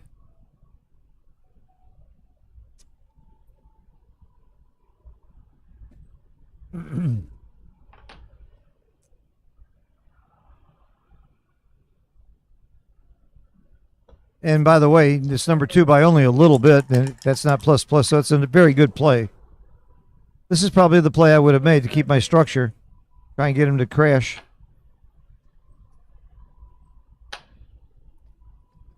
To hit or not to hit? Definitely hit. There's not enough timing for her to develop a back Definitely game, so hit. you can win a lot more gammons hitting too. Absolutely. It's a very strong position now for Oh, she doesn't want to come in with sixes. That's the last thing you want. Akiko, don't come in with a 6. You may as well cover. What else is there? No. Why not cover? Are there more cracking numbers? Is that what she's thinking? Double 3s or something? Maybe she's thinking about double 3s? She'll make this play. Yeah, cover is right. You're going to leave a blot anyway. Just get rid of the blot in the inner board. Yeah, she doesn't have timing for a back game, even if he's not afraid to hit her. If she does develop a back game, you're supposed to be down at close to 100 pips. She won't be anywhere near that, so he's not worried about it. Well, here's that back game. How do you not make the 23 point? Well, I guess because the last one is ugly. I still make the 23 point. And 2-1 or something like that. Oh, maybe you go all out and play a back game and play the Pasco play. Pasco would play 8. No, you can 9, go to 8. the 22. Yeah, Pasco would play 9-8. I might go to the 22. It says that this play is right, but I might go to the 22. This play looks like it has very little chance. 22 is it's a tie. It's a tie. So your play was good.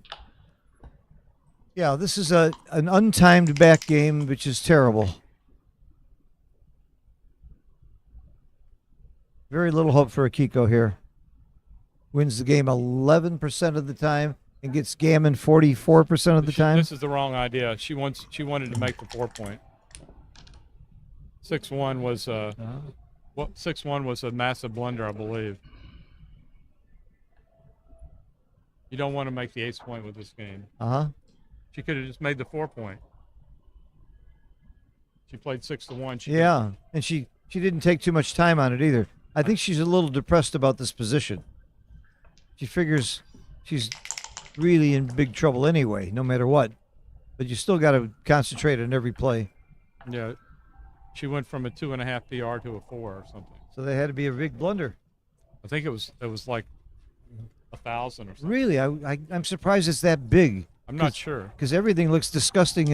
Any move you make looks disgusting. You don't want the ace point with this position. You want to.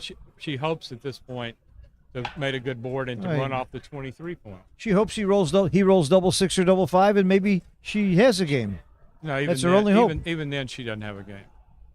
If she doesn't have a game, if she has the ace point, you're right. But without the ace point, it could be something.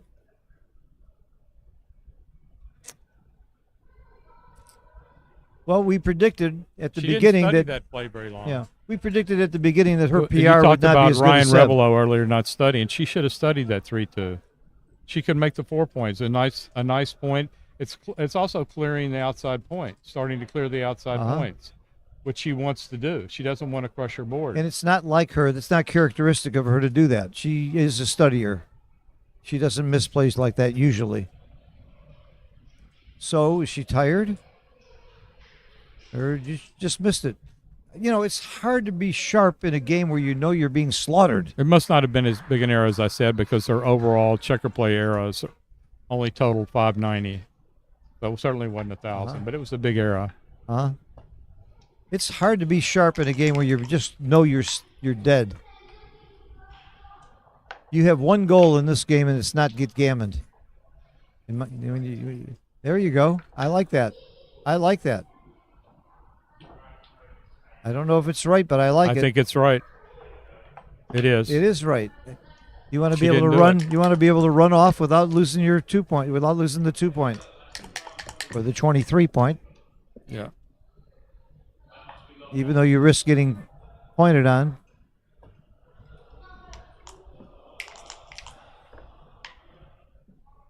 She's got another opportunity to come up. She's supposed to do it again. She is. No. That's from the last play. Yeah, that's something else. I think she's supposed to come up again. Yeah, what happens when you roll a 6? You want to hold the 2 point. You're going to get gammoned a lot less. You're not trying to win now. You're trying to get off the gammon. That was only minus 033. Yeah, but that's twice she didn't get that play, though. It's going to be harder to make that play if she rolls a 1 next time because he's going to have more builders, more ways to attack the ace point.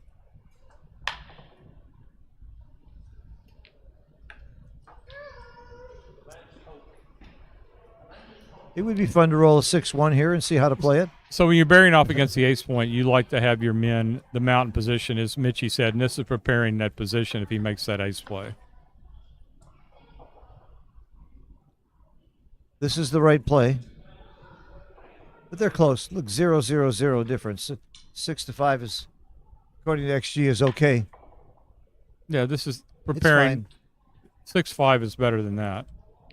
Yeah. They're even. They're equal. No, that 13-9-4-3 is minus .016. Oh, I see. Yeah. This is getting the mount position for the bear off against the ace point.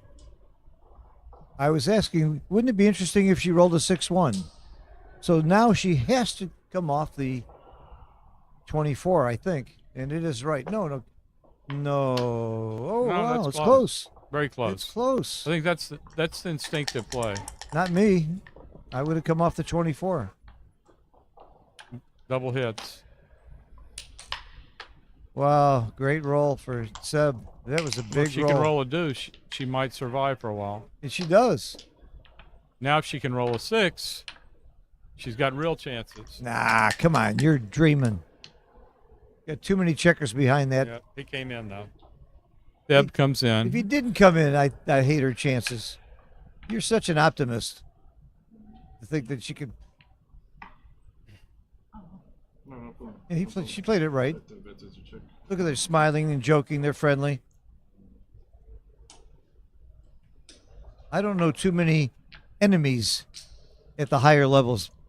You're pretty much friends with everybody and you socialize with everybody, go out to eat with everybody.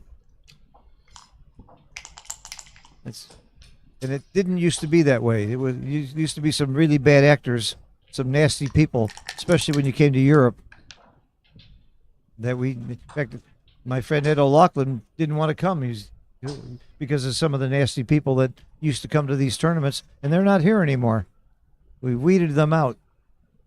It's really a nice group of people. How do you like this match so far? Deb has made exactly 1 error. One error. Can you imagine that? No, I said at the beginning he was going to play better than Akiko, but who dreamed it? Nobody plays this far with 1 error. Nobody. The bet that would be probably 100-to-1 odds in this many games of 1 error. I'd probably lay the 100-to-1. Yeah, I would lay 100-to-1 on anybody, not because it's Seb, on Mochi. Oh boy. She has to hit. That's forced. That's a good roll. It's forced. Dance. That's a good roll for Akiko. I don't know. I'm not sure about that. She wants to get off the gammon. Now you still move that 1, or do you lift? This isn't hard. No, now it's wrong. Now you lift. Yep. There. She found it. She found it. Yeah. That's too risky to leave those too shots. much of a parlay to survive that other play.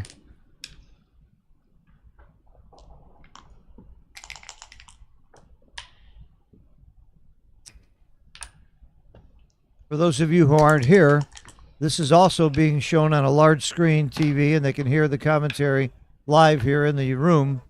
We don't have the commentary on very loud because we don't want to disturb the matches, but as we get further into the tournament, then it gets louder and louder.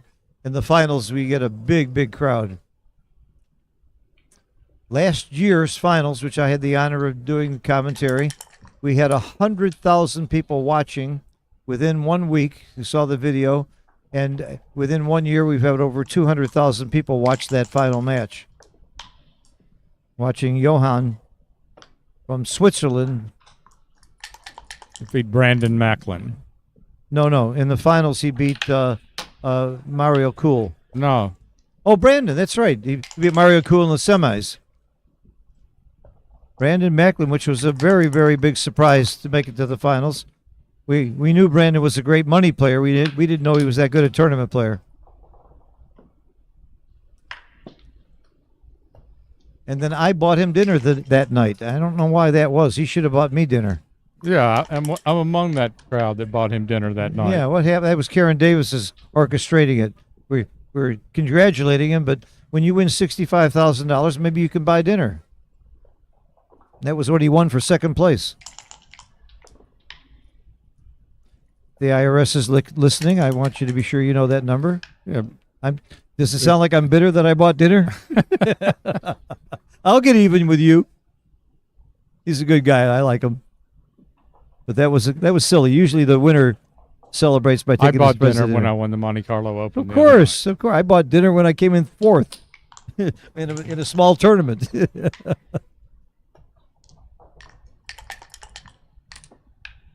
I'll tell you my favorite buying dinner I thought story. You usually bought dinner when you won a match. That's right. I'll tell you my favorite buying dinner story after this game. The falafels Pavadi story in England. You know that story? No. Oh, is it a classic? It's a classic. I don't want to take away from this game right now because she's trying to save the gammon, and she might. This is important and almost as important as my story, but my story can wait.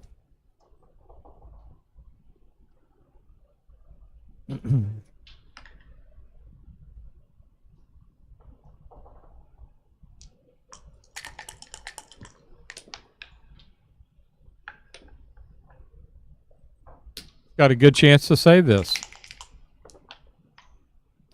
Which would be that's like a win to save this gammon because she had a really ugly game. Seb still hasn't made his second error. What's the over-under and how long it's going to be before he does it? What I don't understand is his error keeps getting bigger and bigger the further they get into the match, but he's only made one error. Well, I guess he's made some plays that are so insignificant that they don't count as if errors. it's less than .02, it Right. doesn't count as an error, but Right. it That's what still can it is. add. It still adds to it. So .02 is where it registers. That's exactly what's happening. He's making tiny errors that are adding up. His one big error was like .289, and all of his tiny errors are only equal to about .02. And as you proved when you rolled out that, as you talked about earlier, those tiny errors rolled out might not be errors. Right. He might be right. That's why you really got to take it to the highest level to really know. All right, she is favored to get off this gammon if she can get a big roll here, and she should run. 3-2, you can't run. That's bad. She really wanted to run there because her odds of staying, getting a shot, and hitting and winning is not worth it. She wanted more than a 3. The problem with this play is when he rolls a number that forces him to hit her, he could come back in and gammon her. So I think she just plays like this, or maybe she plays 3-1. I would go with 3-1. One blot's okay. 3 blots wasn't. Oh, it was really hurtful that she couldn't roll out that last time. That could cost her the gammon. Still has a pretty good chance if she can get out this time. Yeah, but they just went up greatly. Again, very bad roll for 2 bad rolls for Akiko in a row, not to be able to run. Gammons are eminent. What else are you going to do? Come on, clear the. How can you not just clear the 3-point? I don't think it's an option to do anything but this. Seriously? Would you consider this play? No. I wouldn't even consider it. And it is wrong by a bunch. Okay. It doesn't cost anything to look at it. Sometimes you get surprised. All right, that's good. 12 pips is a lot. Makes her a big favorite to save gammon. Yeah, 12 pips is a lot. All she needs is a 5 or higher with anything. 5 or a 6 with anything or doubles. Double 2s or higher. There it 5 or is. 6. She's off. There you go. Great save. Good save. So Falafel was hardly known very well, and Sabadni knew how good he was, so he backed him and took him to England for his first big tournament. The first day, Sabadni shows up in a tuxedo because Sabadni told him he had to rent a tuxedo because everybody had to have one, and he was the only guy in a tuxedo at the tournament. So then Falafel wins the tournament, and Sabadni says, look, when you win a tournament, it's right to take the staff out to dinner. So Sabadni makes reservations at one of the most expensive restaurants in London, and Falafel gets the bill, but Sabadni had bribed the waiter to add a 0 to the bill. and the bill was bigger than what he prize won money. by 3 times of what he won. And Falafel got the bill, and Spuddy says it was like a cartoon where he looked at the bill and almost dropped out of the chair. That's a great story. That's a great story and a true story, according to Savadi. This is my favorite. Take him out to dinner after a tournament story. You got to know Savadi. What a character! What a great, fun guy he is. I wish he would write a book, but he keeps saying he won't. I said, look, let him publish it posthumously. You let your kid make the money off of it. He's got more great gambling stories than anybody I Or think that's ever anonymously. lived. Yeah. Well, but people will know who he's talking about when he Yes. talks about the guy with the $100,000 breast doing this or that. Everybody knows who he's talking about.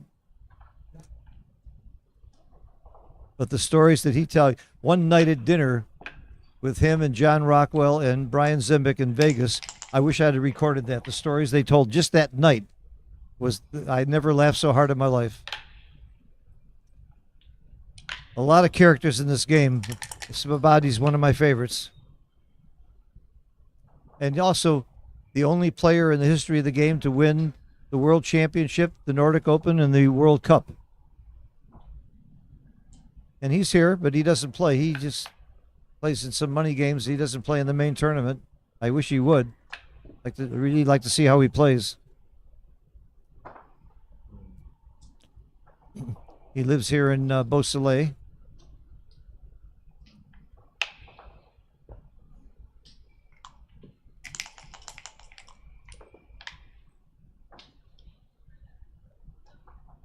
This is a little awkward, but when you're up in the race, you race, and she's up 27 pips, so you play safe. I can't stress enough to my intermediate and beginner players that you have to always think about your game plan when you're making checker plays. Should I be racing, hitting, blocking, or playing an anchor game, a high anchor game, which we call the 4th game plan now. Really? Yeah, we have 4 game plans. We consider holding a high I think anchor she just game. makes the non-point here. Yeah. It's just too ugly to do anything else. Oh, Seb's up to two errors. We missed an error there somewhere. Probably this you mean game. we missed half his errors? Yeah, we missed half his errors. We're not very good commentators if we're missing half his Well, errors. we were busy telling jokes and great stories. That's more important. Look, if they want intelligence, they're not going to hire me here. Yeah, he's made a 2nd error. And one's a blunder. 1 error and 1 blunder. And he's playing horrible now. He's up to 150 PR. And you know the players care so much about. Don't you care whether you win or lose? The first thing you want to know is, did I play well? Because that's all you can control. You can't control the dice. You can't control how your opponent plays. In the old days, you only cared if you won or lost. Yeah, because you didn't Now, know the when you PR. lose, if you outplayed your opponent or you played well, You feel at least good. you have some satisfaction. So, Right. so that's one of the good things about the bot age, is that you can feel well sometimes when you lose.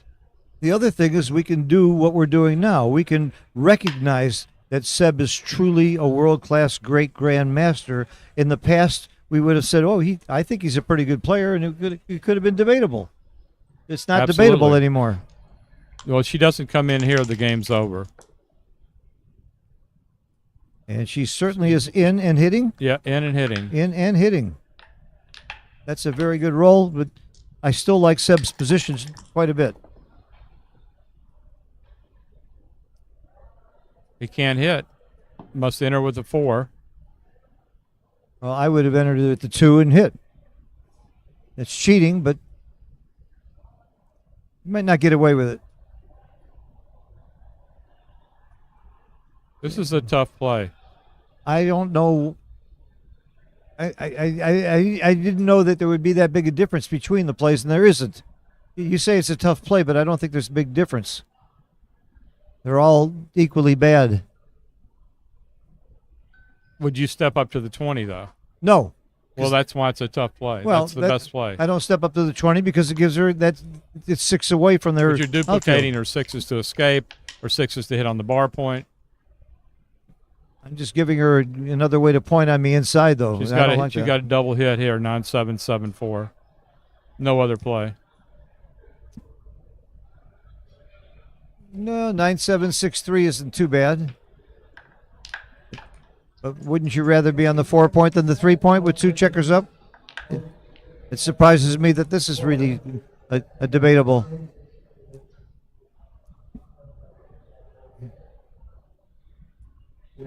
How about that gala dinner last night, Joe? We had a hell of a turnout. You were there. It was really, really well done and Yeah, nice. it was nice to have that again after not having Right. it for 10 years or more. We used to have it in that building where the roof came off. Remember down the Right. street? I loved it. It was still great. We had a fun Calcutta. I think You did a great job. Well, thank great you. job on the Thank you. Calcutta. my best job Yeah. was putting together the Calcutta by countries. That was my idea last year, and I did it again this year. Yeah, it makes the Calcutta go quickly and creates a lot of action. It's fun. And a lot of country pride. Right. And you have more of that at this tournament than any tournament except for the world team events. And it really adds to the tournament. You see everybody The gathered world team around. events are very exciting. Yeah, they are exciting. I was a captain of I had the honor of being captain in Germany, in Trier, Germany that year, and we did pretty well. I was the captain in Greece this year. Yeah, I know. How'd you do? We finished tied for 5th. That's not bad. That's not too I think bad. I don't know the playoff. I'm not sure what happened in the playoff, but in the main event, we tied for 5th. With the team you had, I would have predicted higher. You had a great team. But, Denmark, Germany. What fooled me the year we were there, We had Romania won. We had Oh, okay. Good double. It's a good double. Not that big a double and an easy take. What makes it easier is the score. When you're losing, you're going to take a little faster. I'm sure she'll find the take. well, the last time she took a pass and it went really bad for her. So she sees that she can be hit with 6s and 5s, and it's a little bit scary. I would have thought the double would be a little stronger than it is. It's just a small double. I think she'll take, but sometimes you She reel has- from the previous game. Her history, though, is taking more than dropping. Good. I'm glad she took. Yeah, Good me job. too. Good job. Good double, good take. It was harder to find the double than to find the take. Anyway, we had 7 on our team, and everybody contributed. We had 3 players who played under 3.5. Wow. And you still came in tied for 4th? Wow. Who won? Sweden. Sweden. Is a real power. Jordan Granstead and Johan and several other really, really good players. Oh, We Thomas Tenlin. did beat Japan in the playoffs, though. wow. That was an Wow. honor. That's quite an honor. Thomas Tenlin's probably the best player in Sweden right now, PR-wise. And he's my ex-student, by the way. He's one of my students. He told me he's been working hard to try to forget everything I've taught him. Great guy. Well, the guy who Murr is also super good. Guy who Yep. finished Oh, yeah. second UBC. Yeah, He's Thomas prob- Moore. It's probably a He's a point grandmaster. between him and Tenlin. That's right. They're both grandmasters. At one point, Tenlin was the number one. I'd have to give Murr the edge since he just accomplished what he accomplished. But you could flip a coin, I Yeah. guess. That's a lot of great players from that little country. When I say little country, population-wise, it's not that big. But, of course, Denmark is the key. A country with 6 million players has so many great backgammon players. And I'll tell you, talk about great countries. Unfortunately, Iran, they can't make it to many tournaments. They are producing a tremendous number of great players. Someone told me that they thought in 5 years Iran would have the most number of grandmasters. Mochi, that's a quote from Mochi. I heard him say it, and it's been quoted. Japan also obviously has a tremendous number of great players. They all work on their games I together. read they've all been studying Alex Ashagian's videos. Oh, that's probably why. I study Alex Ashagian's videos myself.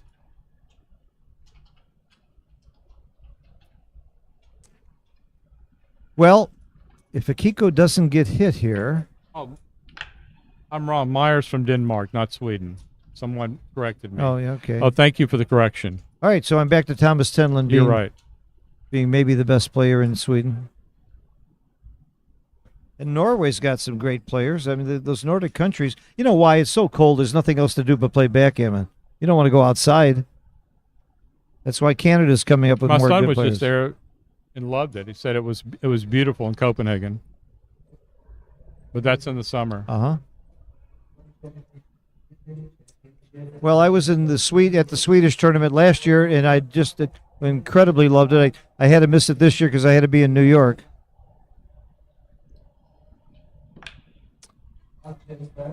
Not an easy play here. She's got to play 13-8 and leave that blot. Duplicate the ones. Yep. Good play. It's Good a play. tough play, though. Very tough. And it's the right play by quite a bit. If she doesn't get hit, she's got a hell of a game. If she gets hit, this is going to be a big swing roll on the next roll for Seb. It could be the roll we remember for the match. This is not bad. No, it is bad. It's a game. That's a blunder. I'm sorry. That was a blunder. She'd been hit either way. This is the number one shake, I'm sure. Do you switch? Is there any merit in switching? No. No. It's too soon. You don't have enough checkers around the board to do the switch. I'm thinking about playing 6-1 to eliminate those one hits. She's in big trouble now. That was a huge swing sequence. Double 5 was just a great roll. She needs to flip those over. Double 2. Double 4s moves checkers around quite well.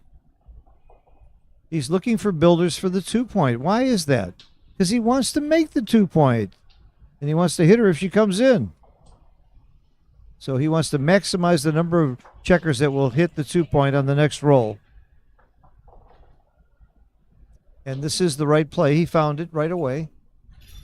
This maximizes it. I'm surprised that the second best play is so close.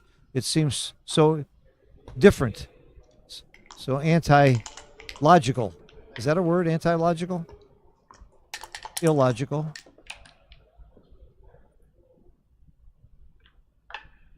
All right, now he can't get another builder, but he's going to play 6-5, so that he still has 3 of them spread out.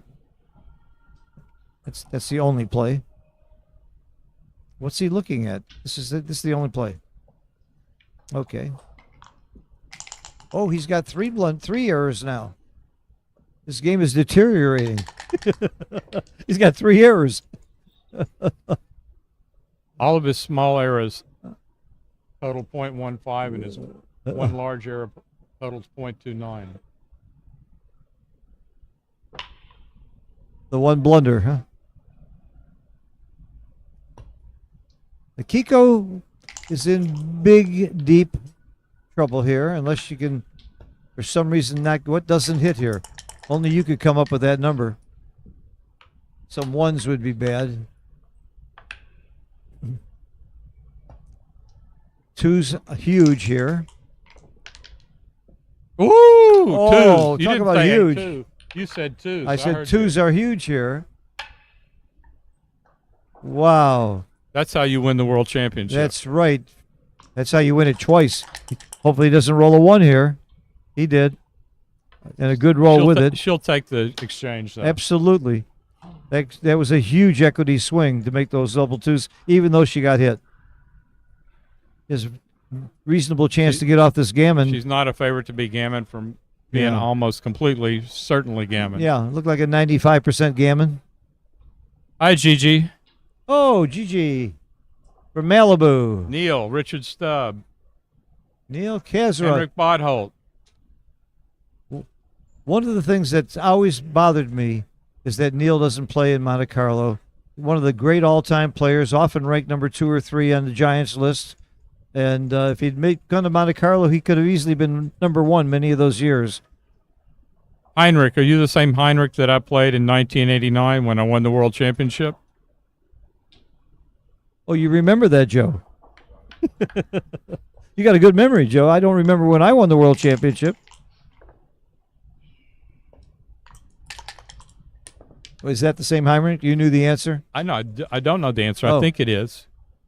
Heinrich means Joe in German, or Jim. There's a lot of Heinrichs out there. All right, Akiko needs to come in soon, or the Gammons could come into play again. It wasn't him. It wasn't him? It wasn't me? All right, she did come in. 2, does she hit? Does she hit? Would you hit? Before the XG feed comes up. Oh, it's hit right by a mile. I was hoping we'd get the answer in before we saw the answer. I sort of like not having the XG feed sometimes. It's right to hit. Your best way to win. Your Gammon. It's the way to win, and you still get off the Gammon a fair amount. You are even getting if you get Gammon. hit. You're getting Gammon 14% more, and you're winning 7% more. And that's really why the reason it's close is Gammons are worth about 0.5, so it's a 2-to-1 ratio. But it isn't really close. But wins are probably a little more important to her with her trailing. Uh-huh. So the Gammon value isn't as bad. The Gammon cost. She gets away with it. She got away with it. Can she cover or even make the 3-point with a 5-2? 5-2 or 3-2 makes the 3-point. 6-3. You're happy to see Cover the and 3. out. Is it out or is it in? It's in. Okay. Out's a blunder. Yep. And hitting's a bigger blunder. Yep. No, hitting's right. Hitting is right. Hitting Wow. is right by a lot. You're still trying to win. I still like Stick's dictum. When in doubt, make the DMP play. Just keep trying to win. You don't get gammoned any game that you win. And it worked. It worked. She's got game. She can roll good a play, 5. Akiko. She can roll a 5 or an 8 here. There's a 5 and a 6 out. Wow, what a turnaround. And this is her game if he dances. Oh my God. It might be too good if he dances. I don't think it's too good because the ones are duplicated. Is it a double? Now we went from is it too good to is it a double? It is a redouble and a big take. And I'm willing to bet you she finds the redouble. Akiko is not shy. She's not shy with the cube anyway. She's going to redouble. I'll give you 3-to-1 odds, Joe. She's got 13% gammons. I'll give you 3-to-1 odds. I'll take it for $1. You got it. Because you owe me $1 for. And you, Oh! no, you owe me 2. You mean? I can't believe she didn't double. That's not Akiko's style. Wow. It wasn't a huge double. It wasn't a big mistake for it, but it was a mistake. Now she's too good. No, you're too good. Oh, she's reaching for the clock, not the cube. That was Sebastian. But he's very happy she didn't double. She'd be looking at taking a 13-7 lead in the match possibly right now. Yeah, now she's too good. It was a big mistake not to do. And again, it was not her style. You switch? I guess you have to. No, you don't. You don't. Okay. Not according to XG. Not even on the list. Okay. It's not in the top 10 plays. You can set XG to show you. Are there 2 on the bar? Oh, there are 2 on the bar. No, there's 1. Huh. I'm surprised. Did they help you, Herbie? We don't see the switch, so can't be right. You got to go way down to find the switch. That's not a great play. But I would have been tempted. Well, the biggest error on there is .034, so it may not be that bad. I would have been scared of in and hit. Yeah. Like I said, I might have done it too. First question I asked is, do you switch? It was high on my list. But I'm not Akiko. You can tell by looking at us. She's pretty, and I'm not. I guess what could happen if the in and hit, you then have a redouble from the bar. That would be the question. Especially if it's like with a 1-4, right? So maybe that was the reason it wasn't right. If Akiko had found that redouble, the cue was on 4 now, we'd have a very, very different game. You already pointed that out. But I think it's worth... I sound smart when I repeat what you said. So I'm going to do that a lot. And I'm not going to give you credit either. I'm going to take credit for thinking about that. She missed a double. It wasn't a monster double, though, but it was right to double. I owe you $2 now. You do. Oh, my God. Well, you were stiffing me on the $1. I'm going to stiff you on the 2. I know where you live. No, I'm not sure. You keep going between 2 states. Mostly in Tennessee. My condolences.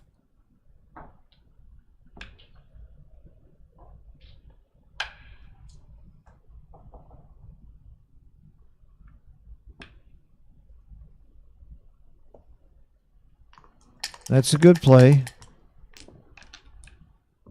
Dice on checkers do not count. I wish they did. Why waste the time? I like that rule. Especially when you have flat checkers like this and there's not a question of what the roll is. Let the dice on checkers work. All right. Her gammons are going to be about 40% here.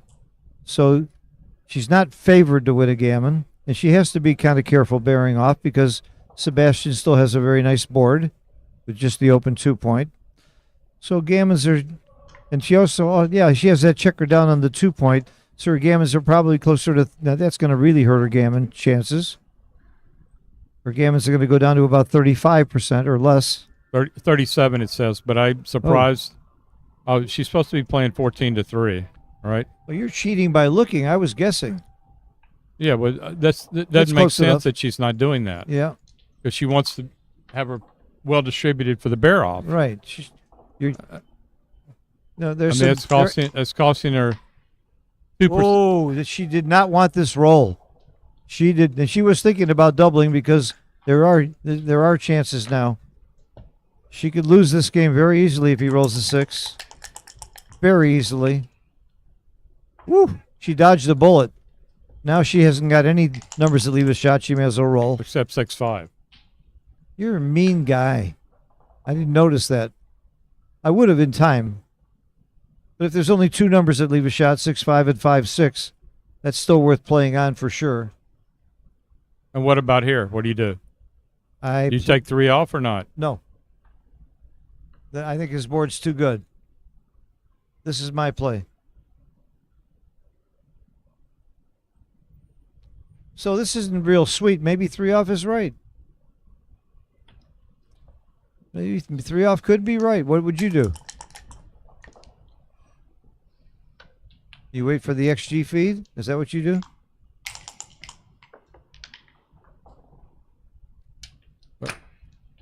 Our PR went up some, so I'm sure 3 off was right. It's not showing. For some reason, the transcriber isn't keeping up. He may have what a horrible job that is. There he goes. It was close. That's how I started doing commentary. Falafel and Matt Congeyer were doing the finals in Monte Carlo, and I was the only one fast enough with XG because XG was kind of new then, and I was one of the developers of XG, and I was very fast at it.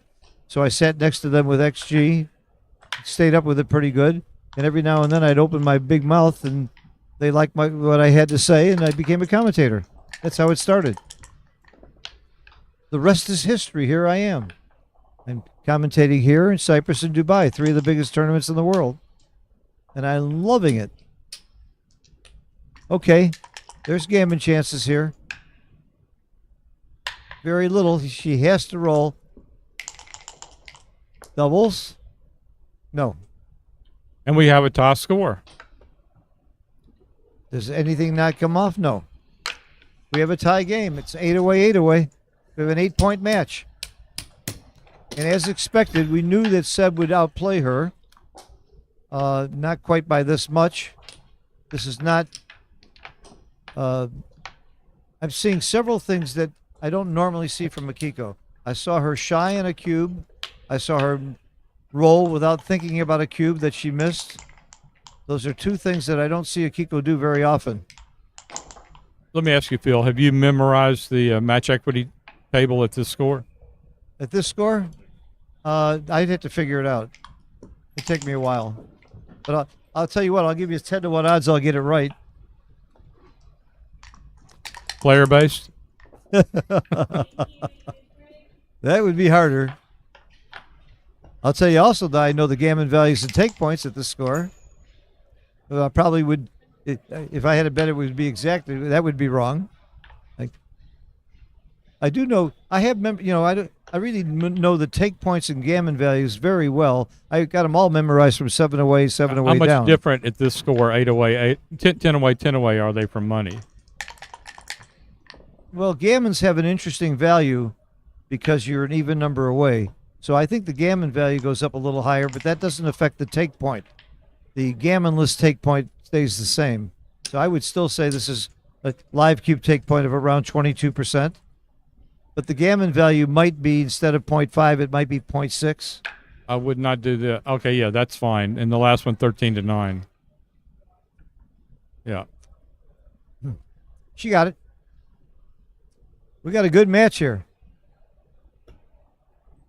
Kiko's up 17 pips. But far from a cube. She's got a lot of work to bring these checkers around. She could be up 25 pips here and it wouldn't be a double. You got to clear too many points. Do you make the ace or do you put 2 down? Clear the 13. Clear the 13. You don't need both those points out there. It's too inflexible and you don't want to bury checkers in a race. She's closing in on a double. Yep. This is clearly the right play, but there's nothing. I think she's up 20 pips, right? This is bad. She found it. That's the play. Everything else was very bad. That was the only play. Oh, double fives. That equals the race. Well, except that with the Akiko on roll and the average roll being 8.1, Akiko's got an 8.1 lead. I still think he just plays 2 checkers to the 18 to 8 twice. Because everything else is so ugly and you're wasting. The race is close. He's still holding her with 4s. And why waste? Don't waste. Was there such a thing as wastage before Walter Troyes? I mean, he's the king of coming up with those theories, I think. They must have known something about it before Walter, but I think he really proved. There was the guy from L.A. long before Walter Troyes named Chuck Jalonza. Who? Chuck Jalonza. I never heard of him. He was the first person to computerize bear-off charts. Really? He had it all the way to like 15 checkers versus 15, all the way back to like the 9 or 10 pointer. What year were we talking about? In the 80s? No, we're talking about the 70s. The 70s? Right. Wow. Did they have computers in the 70s? They just barely had computers back then. Well, he was a computer programmer, and he worked for Lawrence Livermore Laboratories at Berkeley. Was he a good backgammon player too? He was reasonable. Did you have access to that database? I did. Oh, I remember Kit Woolsey told me in 1996 it was, I think, he was the only person that had access to jellyfish. And he said he was the best player in the world for that year. For that first year, he was beta testing jellyfish. And it changed his game. Well, I think Roberti and I and a few others and Malcolm Davis worked with Tesoro to develop that. Oh, okay. So you had access to it also. I did. So why did Kit say he was the only one? Maybe that's all he knew about. Wilcox and I actually offered Tesoro $10,000 to make it available only to us for 2 years. Which is like $100,000 today. Right. He declined. He was too ethical for that. Yeah, but with the kind of gambling you guys did, you would have made a lot of money out for that $10,000, I know. All right, they're taking a break. Good. I need a break too. I'll be back. Okay. I'm going to stand up for a moment. But thank you for everyone for watching. Make sure to hit the like button. Have a very exciting match here. Akiko leading 8-7. 10 away, 11 away. I'd love some water. I'm honored to be here with Phil. Phil's one of the great ambassadors of backgammon. He gives lectures, books, organizes, teaches. Backgammon Learning Center has 25 or more teachers that teach players all over the world. You can find a teacher at the rate you can afford. Some of the best players in the world are his teachers. And Phil has just got a great personality, more energy than anybody I know, even people 30, 40 years younger. And it's a great honor for me to be here with him.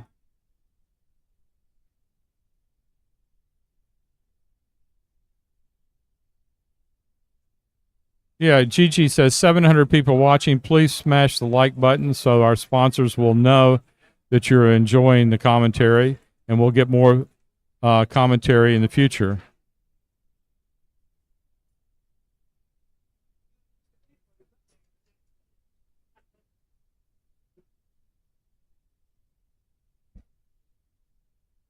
Download the Backgammon Galaxy app now. Scan the QR code to get started.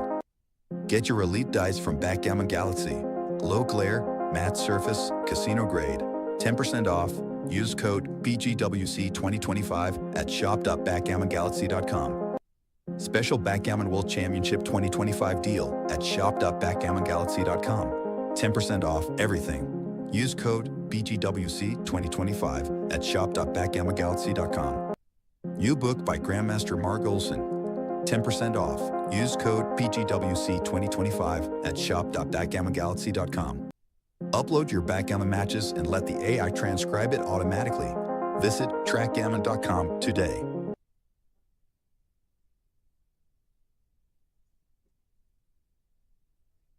In this age of disorder, should we ask our political leaders to learn poker or backgammon or both?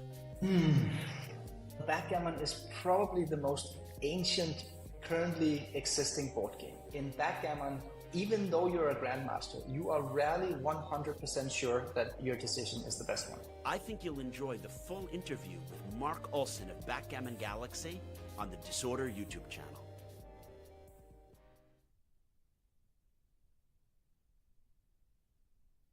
We're on a short break here.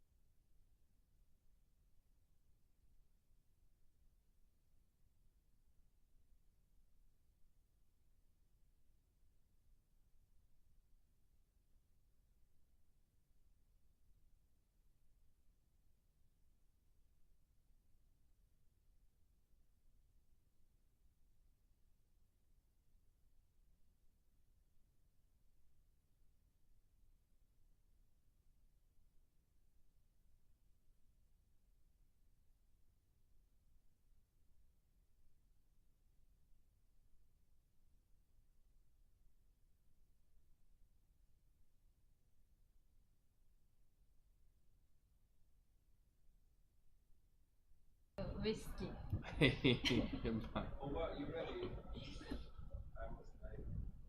Maybe good idea. We both should link. Yeah, of course. Every game, one more. Okay, you sure you don't want me to, would you like to close the door? Yeah, I'll close the door. Okay, because it's probably, It feels cooler now. Yeah. okay, yeah, just, keep that's my door stop, just throw it inside. Yo. You speak Hungarian? Wow. Very good. Ambition alles. Ja. Okay.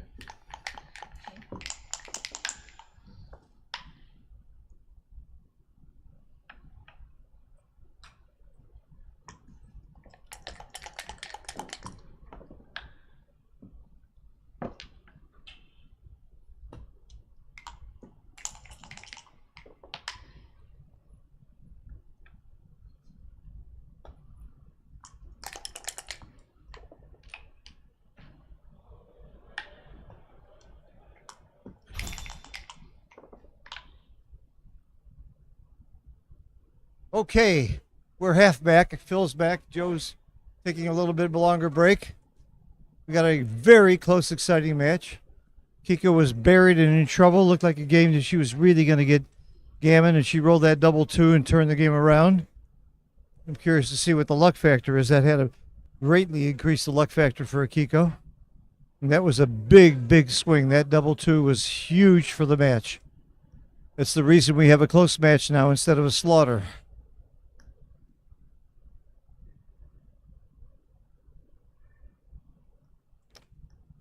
You know how ugly 13-8 is, and it's the right play? Sometimes you got to play the ugly, ugly play. This is it. Telephone poles, they call that. Field goals. It's horrible, and it's right. And why is it right? Because every other play is uglier. It's hard to make that play, isn't it? She did. She made the right play. It's a hard, hard play to make.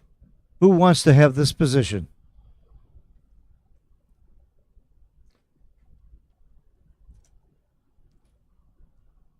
There's another ugly, ugly, ugly play. You go stack. This is stack, stack. Who's going to have the biggest stack is like a contest. And it's the right play. If you come out, you just have no one anywhere. There's no point in making the bar. I think this one is easier to find than Akiko's play because everything else looks so much worse. I can't find anything that... I know Jim Pasco slots 2 points. Plays 13-7-6-5. He wants to get into a back game every time because he knows he can outplay just about anybody in a back game. And he can. Still not a smart idea, though, in a match. That's the play. He found it. They both found the ugly, ugly play. Oh, my. This is going to be ugly, too. That's much easier to find because there's just almost nothing else you can do. That's a big four. Big double four. Very, very fine roll. Very nice. Coming in and hitting. Even though you give up the midpoint, you're happy to hit. I just saw two of the ugliest, worst plays that were right by both players.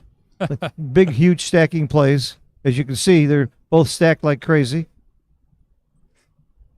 This is a great double, and it's a small pass. Very small pass. And this is one that Akiko might take. I might take this. Oh, it is a take. Yeah. Oh, yeah. When you plus it, it is. That was even when it said it's pass. Pretty much of an optional position. Yeah. Even when it said pass, I would have bet on her taking. Nope, she passed. Very good. She couldn't be wrong either way there. That's right. It was an ugly position. She had the lead. Okay, we're 7 away, 7 away. Again, I'm 9 away, 9 away. 9 away, 9 away. I'm sorry. You're right. 9 away, 9 away. See, I might have messed up the match equity there.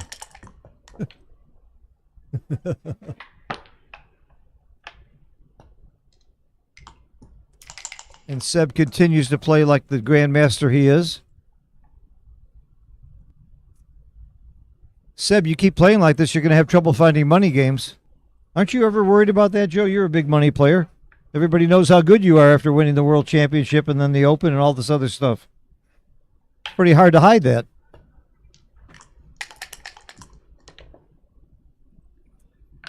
I bet there's plenty of people that won't play you now that you might have had. The fish are smaller to find. A lot of numbers come in and hit here. A lot. And that's one of them. Most of the people that I play with, regardless of the stakes, play for the enjoyment of the game and for the fun and for the knowledge that they get from playing. We play a online consulting chouette, and everybody in the game's skill, including mine, has increased tremendously in the last 2 or 3 years. I'm sorry to hear that because I play some of those people in your chouette from time to time, and they are getting better. I would play too if I had more time. And if I were a better player, I would probably play a lot. We have one player from LA who played in my chouette who was like a strong player, but like maybe a medium open player or something like that. He's played in my chouette for 2 years now. He made the U.S. team, went to Greece, and of all the players on the U.S. team and all of our opponents, including the Japanese, he had the lowest checker error rate of anyone. Wow. And that's mainly because of your chouette.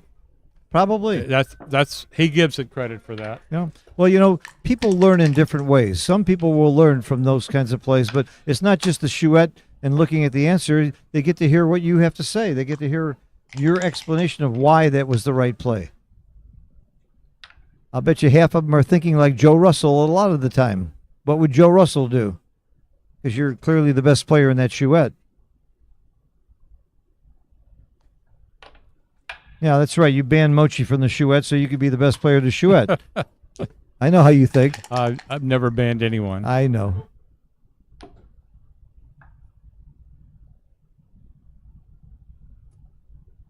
Well, David Wells wants to play. He's not a bad player.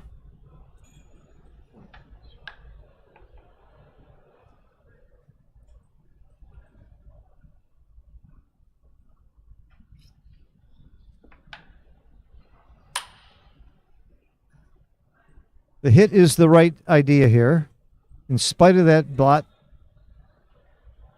And it's so often when you're not sure that hitting is right, because you always got that possibility of a dance or an awkward coming and roll. Her sixes, his sixes would be awkward. Her sixes would be awkward, by the way. She just doesn't have that many rolls, like 4-2, double twos. There's just not that many rolls that. No. She can come in and hit, and I think it's right. And it is. Nothing's close. That's a good roll. Coming in and hitting is good. Pretty close game now. He rolled the 4. Where's the ace? I think you clean up the outfield. Yep. You don't want that many blots around the board. Yep. Got one blot. Good structure. Even if he gets hit, he'll have some good numbers from the bar. Yeah, this has to be right. I guess when you were a Sebastian is playing a 136. That's yeah. amazing. Yeah. He's such a player. Kiko's made a few small blunders that have hurt her PR, but she's been playing very well overall too. Only one blunder bothered me. Well, actually, it wasn't a blunder. The non-double was like a .04. I think it was the .08. .08? What bothered me is she didn't think about it. That bothers me. Much more than getting it wrong. No reason not to stop and think about it. Her first two errors were a .08 no double and a .11 take.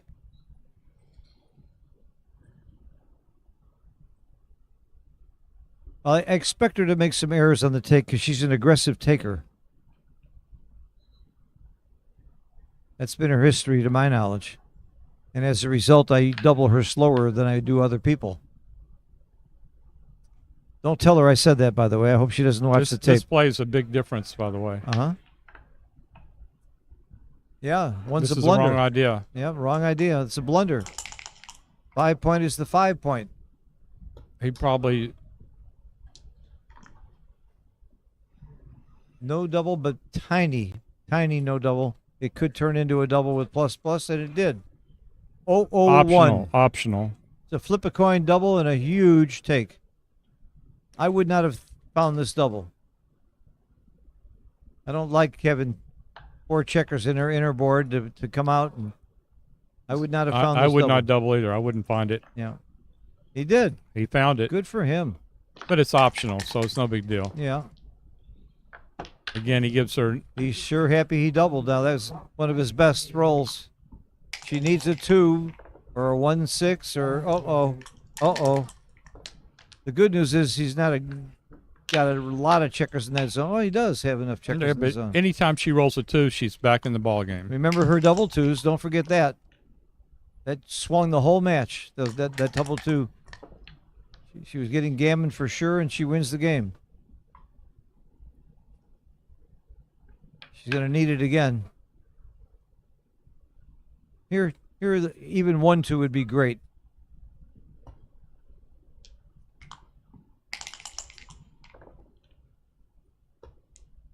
Now she's hurting. She's probably a favorite still to make the ace point. He's got so much wood to bring around. So she's probably going to end up with an ace point game. But That surprises me. I didn't know she would be a favorite to make the ace point, because when you include switches, I would have thought she wasn't a favorite. But I learned something there. All right, if she's a favorite, I'll give you an even money. Well, now it's a bad bet because she came in. I was going to give you an even money on that comment that she doesn't make the ace point. or a better point in case he switched. Uh-huh. I would have given you even money, but you can't give me the bet now because you came in. Now her odds went way up. I'd probably give you 2-1 now. Well, I owe you $2. Okay, $2 to $4. I want to get my $2 back. And again, I like making bets even if I'm not sure, because that I remember it better when I lose. Well, look at the clock. Seb's only got 4 minutes. That's not a lot of time for as much matches we have left. And Kiko's got 6 minutes, but he actually has used up quite a bit of time. I didn't know it was taking that long. Time flies when you're having fun. Or as one frog said to the other, time's fun when you're having flies.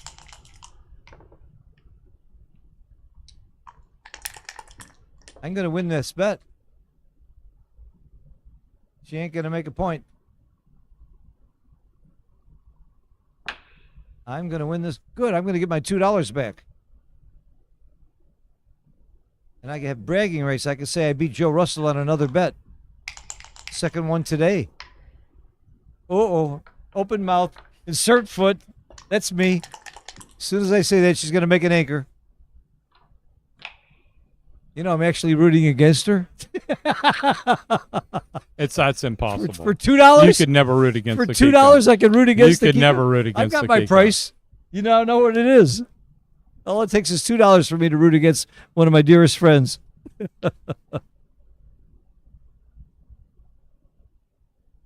This is the right play. I'm not sure why. I guess because 6s come out. That's why. You get more checkers to get those checkers out. Well, the 1-1 is not as brutal.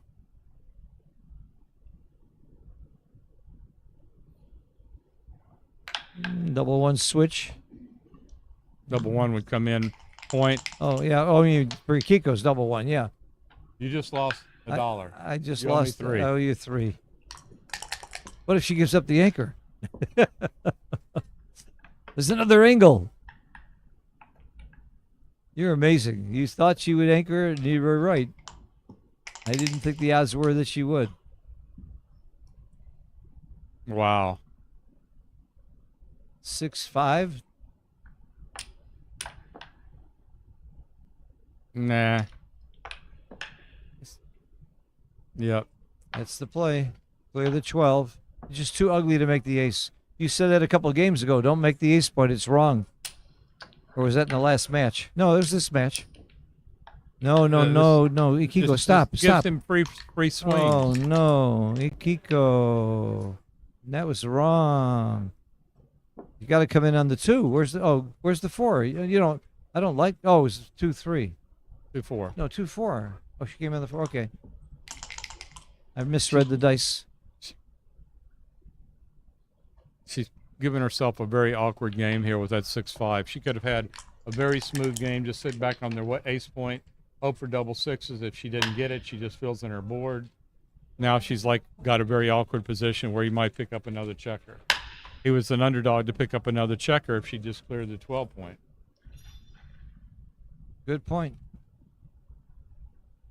They're both, well, she's got 9 minutes on the clock, and he has 3. I misread her. She has 9 minutes. She's got plenty of time. Oh. But Seb's really starting to get into time trouble because there's a lot of games left.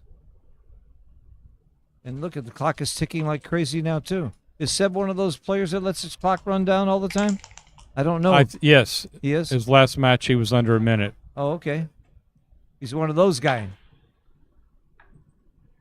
There's 3 kinds of people in this world: those who let their clocks run down and those who don't. And the third kind? What? Oh, there's 3 kinds of people: those who can count and those who can't. I said that in our Chouette in Chicago, and Phyllis Malinsky said yes, and I'm one of them. Never forget that. 3 kinds of people: those who can count, those who can't. She said, "Yeah, I'm one of them." This is just ugly. This is just play in. Yeah, it's ugly. Again, she's giving herself a chance to have another checker picked up. You think she's still trying to win? I wouldn't be. I would be giving up. We have 17 errors and 6 blunders versus 6 errors and 2 blunders. So, see what happened? Yeah, you predicted it. Well, when your 6 is forced, that you make. Well, it isn't forced. Here she just could run. runs. She could run, and it's real close. Here's 2 tremendously different kinds of plays that are close. 2 totally different concepts.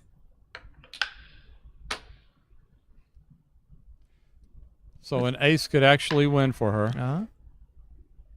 I find it so interesting when you have totally different concepts that are close. Like It that. isn't. Sometimes you can have 3 different concepts that are close. I mean, Yeah. It's a crazy game. Why do we play such a hard game, Joe? Why aren't we playing tic-tac-toe or chess or something easy? Okay, there are a lot of gammons here. And a gammon is monstrous now. 4 points would make Seb a big, let's see, he'd be 12. He's 5 away, 9 away. He's probably comes in with 70. a 5 and up with a 2 to keep good structure and get off double 4s. He'd probably be close to like an 80% favorite if he gammons here in the match. Oh, it says 9-2 is the right play.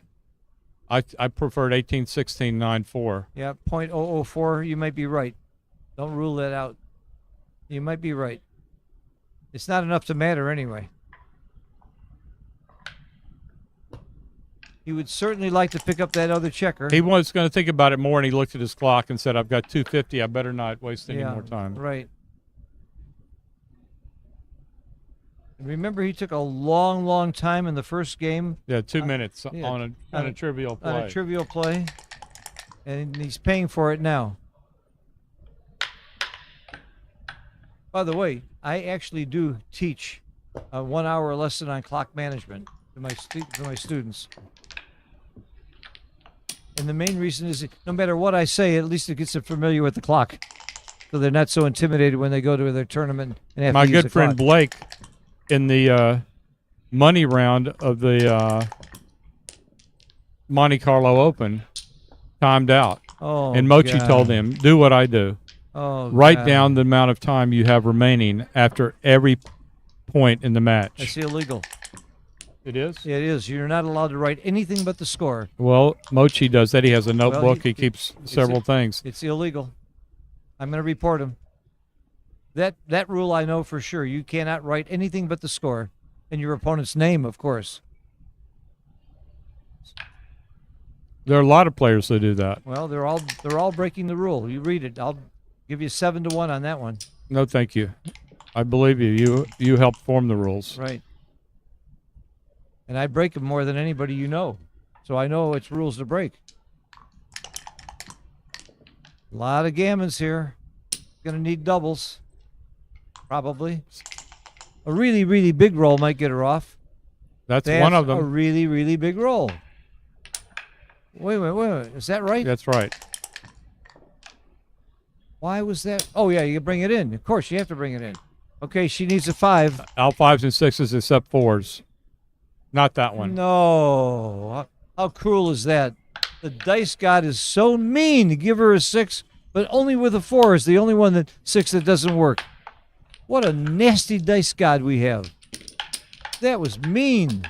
She made a couple of blunders there, not clearing the 12 point when she could, and then they came back to haunt her. Yep. When you make a mistake, it always comes back to haunt you, except when it doesn't. Okay. Is that like saying either it does or it doesn't most of the time? Right. What's the equity here? Is it 80%? 75%? 5 away, 9 away? I think it's like 75, 80%, somewhere in that range. That Seb's favored. You have that 5 away, 9 away? You know Neil's numbers, you can calculate it. I used to know Neil's numbers, but I cheat now and just have a sheet too. I just know it's not good to be at the score if you're losing. It's much better. 73%. 70. I was saying that right around 75, wasn't I? You were. You're always within a point or a percent or two. You're I'm very usually good. within 20, 30%. 4-3. So he's a 73% favorite to win the match with that gammon. That's how big that gammon was. And probably a little bit more, as he's a little bit the better player as well. And it was 50-50 before that game. He picked up a lot of equity there. Okay, she found the right play. Not a pretty position. Yep, we already have 3 checkers back, you don't mind slotting. It's not that terrible to get a 4th checker back. It might even help. Might even help to get hit there. He rolls a 3. 4-1. Do you make the 23? Oh, yeah, make the 23. I would just come in and slot the 5. I like this play. Okay. I like this play.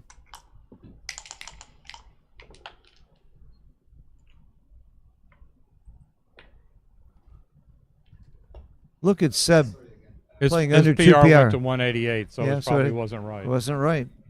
4-1. But still, he's playing like a genius. He's playing like the grandmaster. Now it went back to 157, so maybe it was equal. 5-1. Or right. Now it's 188. I don't understand why it keeps doing that. Because he's hitting plus or hitting, that's what he's doing. Yeah, it's 188. Yeah, he's So- hitting plus on it. He just made things too easy on her.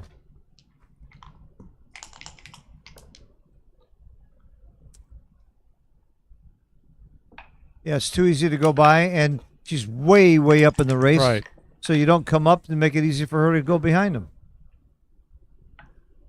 When you're down in the race, you stay back. That's pretty simple. I bet you if you had more time on the clock, you'd made the right play. It's wrong to let your clock run down this way. I don't care if Mochi does it. It's wrong. It shows the folly of spending 2 minutes on a trivial play in the first game. Yeah, and you brought that up at the time.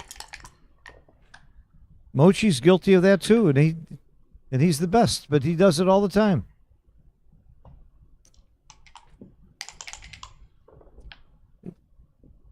The 2 really biggest mistakes you can make with the clock is not using enough time and using too much time. It's just as bad to end the game with all those minutes left on your clock.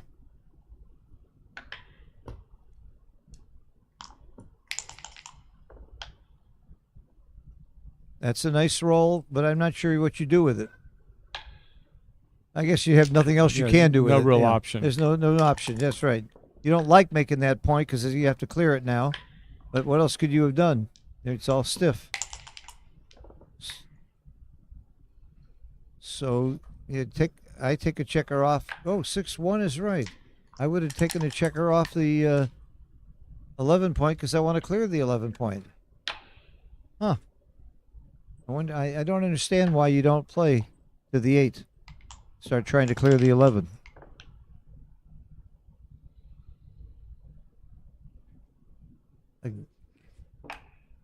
Yeah, this is you have to do. You're not going to volunteer a shot. Well, Seb's 21-20 game is holding up very well, but Akiko did not roll very well. Got to go to the ace. You can't volunteer shots against that board. Akiko is a very small favorite. This helps. Helps Akiko. Yeah. And he had to go. Because now he's got a chance to pick and pass or make a point. But she's very stiff here. There's a lot of bad rolls right now. And that's not one of them. 2 is pretty easy. Yep. The whole thing is easy. 6-1 without hitting.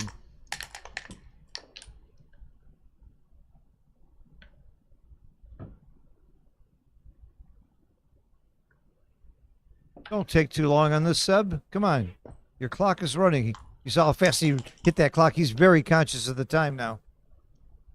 Do you clear? Yep, absolutely. You do. You clear. The point cleared is a point not to be feared. Don't know about that. Maybe run off the 20 point. Make your roll 6. It's close. Yeah, it is right. Very running close. off the 20. It's hard to find that running off the 20, though. Not really. Not when you look inside the board. Uh-huh. Oh, you're supposed to look? Big roll right here. Small roll right here. Talking about Akiko's next roll is a big roll.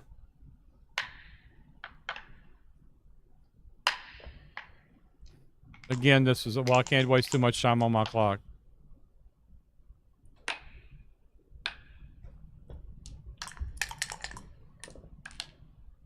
Keep in mind, because of the score, if Akiko leaves a shot, doesn't get hit, it's going to be double and maybe pass. He should stay there and bring the 6 in. Yeah, he's got to play for the shot, and he shouldn't be afraid to do it with those 2 blots. He did it. He did it. He's playing great. He's really showing. Very, very impressive. He's really showing his skill. Oh, so my here it goodness. is. Oh, what? How do you play it? You hit and you make the point. What else? You can bring it in without hitting. You can play the 3 and then the 6. Oh, you're right. You're right. This is 20 numbers, and what's the other play? You don't hit. He's got 20 numbers plus 3-2. That's it. It's 22 numbers and 20 numbers. 1 blot versus 2. They're close, but you were right. Hitting is better. If you don't get hit, it's double pass. This is double pass. Got to be double pass. And it is. That's the other advantage of hitting, I think. I'm not sure the other play is double pass if you get away with it. Probably is. She played that game well. She just didn't roll very well. But she rolled well enough to win. Yep. And Seb played it very, very well, too, with time pressure. He's going to be under time pressure the rest of the match. If I was Akiko, would you intentionally try and complicate the game? No. I'll never forget in San Antonio when Mochi's opponent, Ron Lareo, in the semifinals had 3 seconds, and Mochi had an opening 6-1 and double slotted the opening roll. And he did time him out, right? No, he didn't time him out. He lost the match because I played him in the finals. I played Ron in the finals and lost. He did not time him out. Mochi played that game at 22 PR. How often does Mochi play a game at 22 PR? But you double slot with a 6-1 opening. That's clever. Ron played brilliantly, and he beat me in the finals. I'm watching the match. Of course, I'm rooting for Ron. I'd rather play Ron than Mochi. I got what I wanted and still lost. I was with Mochi and Kenji and Kazuki in Japan in 2018, and we went out for sushi, and I think we had 3 or 4 beers and like 9 sakis, and then they wanted to go to Kenji's nightclub and Never Never Land. and continue. Never Never And Land. I was like, no, man, I gotta go back. And later that night, Mochi sent me a position. It was the ugliest backgammon position I've ever seen in my life. Because they were drunk? And I said, whose position was that? And he said, mine. I said, how did you end up in that position? And he said, drunk. That's funny. That bar, Kenji's bar, Never Never Land, is so cool. It's a country western bar in the middle of Tokyo, with country western music and the whole motif and everything. Is so much fun.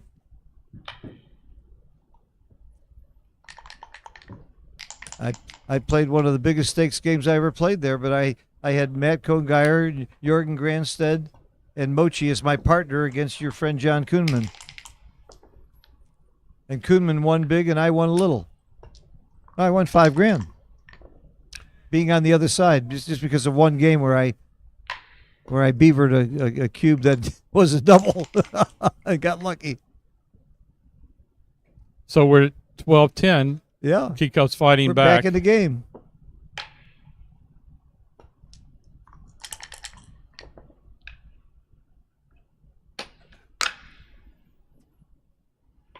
It's ugly, but this is how you have to play double fives most of the time. Most of the time, you got to play it this way. Sebastian would be 63%. He's probably a little more. Yeah, it came down 10% with that win. Kiko needs to not dance here. I mean, she needs to do more than that with those blots in the outfield. She better come in and do something good. She did. She that's anchored. a good roll. She cleaned up the blots. Yep. That's a cube saver. That was a cube saver roll. Of course you hit. Of course you come down. Again, she needs to come in. She'd like to come in with a 5, and she did. Beautiful roll for Akiko. She's battling. Akiko is playing better. She's dropping her PR the last few games.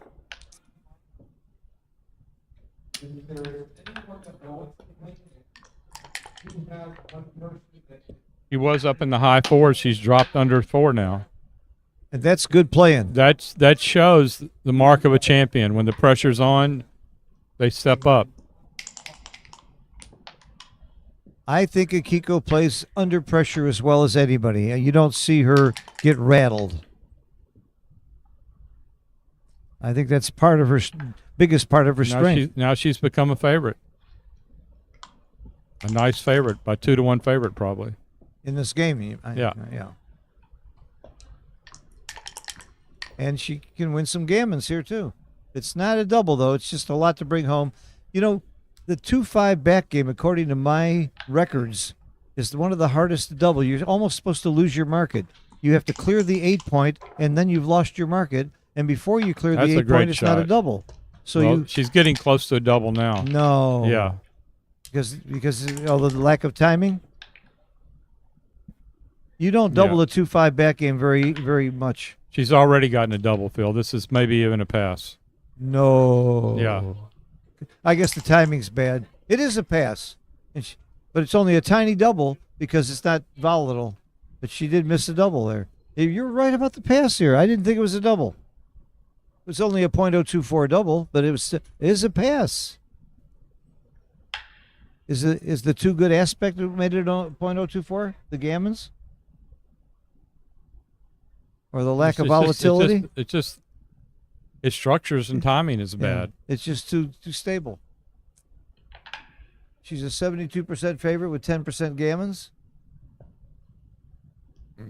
That's the wrong idea. Especially when you haven't turned the cube and you might be able to double them out. Right. That stops it. Okay, cube now, please. If the cube was turned, might be too good now. Could be too good. It's absolutely worth thinking about, and that's what she's doing. It's a double, but it's real close. .011. Can't fault her for not doubling. .011. Is she not doubling because she thinks it's too good, because I don't think she thought that the previous roll. Wouldn't it be nice to know what your opponent's thinking? It would be. It would be nice. Wasn't there a movie like that, What Women Think? He was able to read the minds of all the women. And he found out that's not such a fun thing to do. Okay. Okay, what? It's all double pass now. That's what XG just told us. 0.002. That's how close it is to being too good. It is too good with the roll up. 0.006.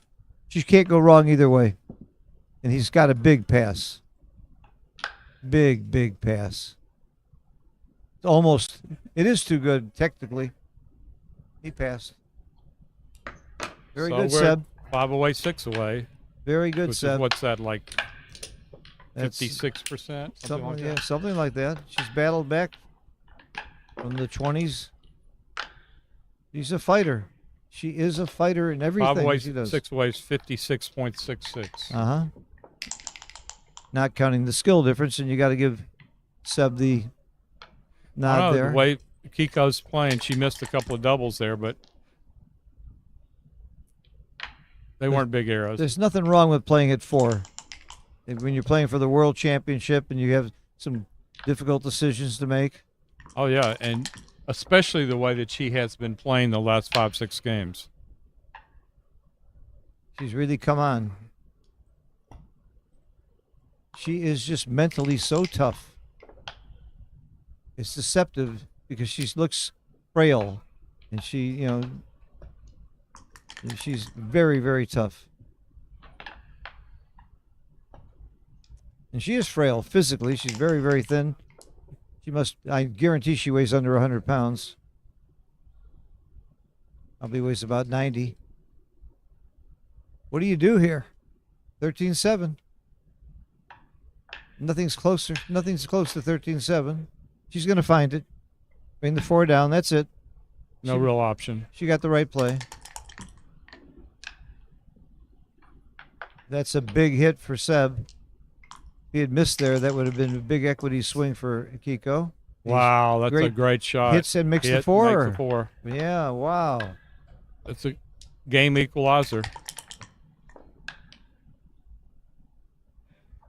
Is that a 5-3 or 5-2? 5-3. 5-3? Ooh, what do? You come in on the 22 and 13-8 stack. I guess coming in on the 24 just gives Akiko too many chances to make a good point. It's wrong. That's the wrong play. That was an uncharacteristic mistake by Seb. I'm sure he's feeling time pressure, though. His clock's down too much for this many games left. We're going to see his PR go up.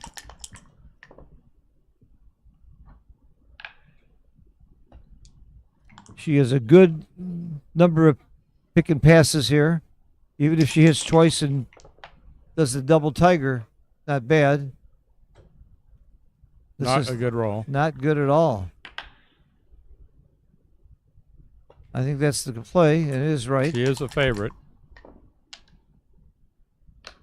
Okay. Wow, that's a great shot. In and hit. That's maybe better than the anchor. There's that double holding point game. Wow, look at this.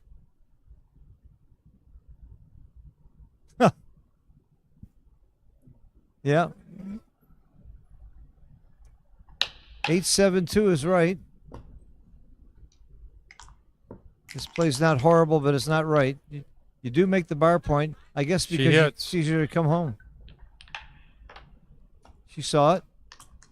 They don't miss hits. They don't make plays because they don't see it too much at this level of play.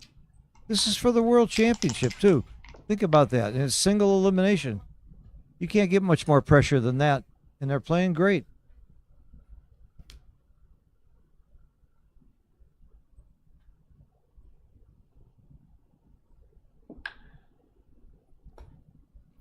Another reason I'm mad at Seb or not happy with him is he's a great commentator. He makes me look stupid.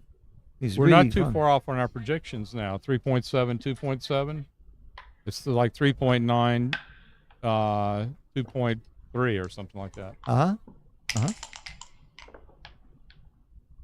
They're playing as we expected. So the luck factor is going to be a major factor. It always is. So when the players are fairly close, the luck factor becomes huge. So people always ask, how much luck is there in backgammon? And I always say if the two exactly equal players, it's 100% luck. But where do you find Two two exactly equal equal players playing the same level, playing their best on the same day? Yeah, It's 100% luck. 100% luck. But we don't. There doesn't exist two exactly equal players. Even if they have the same PR, some are better at some things and some are better at others. So it depends on which kind of game This is you a have. cute play. Yeah, she found it. Good play. Good play. She's playing really well now. The last 5-6 games, playing really well. She started off a little shaky, but playing very Probably well played now. a 2 or 3 PR the last few games. I'm sure. And you know what? How you play at the end of the match is the most important thing. You screw up at the beginning, it's like a football game. You fumble on the first down, you got lots of time to recover, and you can change your game to catch up. You can't afford to make a mistake on the fourth down. The fourth period. Yikes. Uh-oh. Yikes. With that blot out there, could this be a double? It could be. Got 1s and 2s to cover and 1s to hit and 8s to hit. It is a double. Yeah. It is a double and a take. I promise you Akiko doesn't drop this cube. He should give it, though. He should double. And he's sorry he used up those 2 minutes of that first game. Clock is ticking. It's a double. One reason you double if you're short of time is you don't have to keep worrying about it every roll. Akiko really needs that 4. Big roll. No. Now it's a double pass. He lost his market. Too good to double. Too good. Too good to double. But not by that much. 4%. I don't blame him for cubing. Big pass. He lost his market. He did miss a double, but it wasn't a terrible mistake. I guarantee if he had more time, he'd have been playing better. This is a good lesson about clock management. It's all about clock management now. And you can see Seb is not playing as well. Okay, it's break time. Remind you to hit the like button. We keep saying that, but please do it. You're not doing it. 64.5 to 35.5. Okay. And again, Backgammon Galaxy, go check out those quizzes every day. 10 good new quizzes every time. Here we are, Joe Russell and Phil Simberg. I'm the good-looking one, and Joe Russell's next to me. I love that I can give you shtick. You take it well, then you give it well. So Joe has won this tournament, almost won it a second time, and then got mad and won the Open this year, the pre-tournament. Got mad that Steve Sachs won it on him last year, so he had to make up for it. What's funny is last year Steve Sachs and I traded 10%. Yeah. Steve Sachs missed his flight twice coming here, so He could have had 10%. No, he called me and said, "Look, I missed my flight. How about selling me 5%?" I felt sorry for him, so I said, "Okay." Well, you sold it to him, though. Okay, you didn't instead of trading it to him. Well, how about how I feel? Every tournament that I play, and Carter and I have 10% of each other. I happened to miss Cyprus one year. Yeah, and you know the rest of the story. I missed out on 10% of his winning Cyprus. It was the biggest money tournament at the time, That's too. when he became the international champion. Right. Not the world champion, No, but the international champion. Yeah, because it's a Cyprus International Championship. However, there's about 17. There's the Jamaica International Championships, too. almost every I do tournament. think there were like 400 or 500 players in the tournament when Oh, yeah. Carter won. Oh, yeah. So And- it was like the biggest tournament of all time, And player number wise. No. Istanbul has tournaments with 1,000 players. Really? Yes. Okay. Yes. Well, at that time, I They're- think it was. they're late- At that time, I think it was. It's close. No, Istanbul 800 was last time. Whatever. It was a hell of an It achievement. was an achievement, and he beat Lars Trebolt in the finals.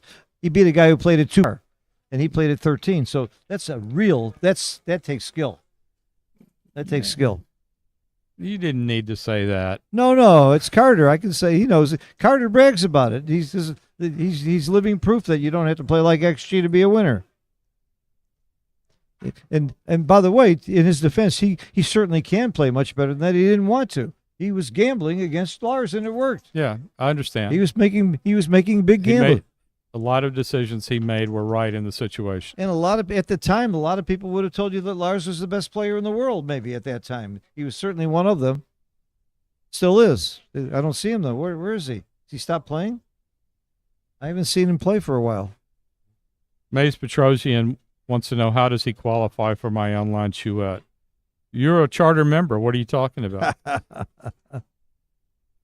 I enjoyed playing with Maze in that high roller event that Ralph Bird and Mochi put together in L.A. I got to play Maze. Well, I know I beat him the first time. I don't know if I played you a second time or not. But you were a great sport. I really enjoyed playing with you. I liked the way you played. You're a lot smarter than you look. I really enjoyed it. Nice guy. Ian Terry says he misses the chouette. Well, the chouette misses you, Ian. We love having you. People ask about you all the time. Yeah, but he's married, and he's a newlywed, and he's got a cute wife and a cute, smart wife. She's an attorney and really sharp. What would you be doing with your time if you were a newlywed in that age? Probably playing chouette. Yeah. Me too. That's why I got divorced. That's funny. It's the right answer. Well, this is their third. Ian's a fine player. His PR has been coming down. I think he's been taking lessons from Paul Weaver. Paul Weaver's a hell of a teacher. Yeah, but ask Ian who his first teacher was. I'm sure it was you. Yeah, absolutely. Absolutely. I take credit for getting. I'm sure you're responsible for 99% of his progress. More than that. 99.6. Yeah, absolutely. Okay. That's what I figure. I take credit for any time any of my students win anywhere. But Ian's PR has been coming down quite a bit. I think he's down. He was around a 6, and I think he's down 5 or less now. Mm-hmm. Do you know that if we walk through this room, you will bump into 23 of my students, not current students, but current or ex-students? And at this tournament, there's 23 that I've counted that have taken lessons from me.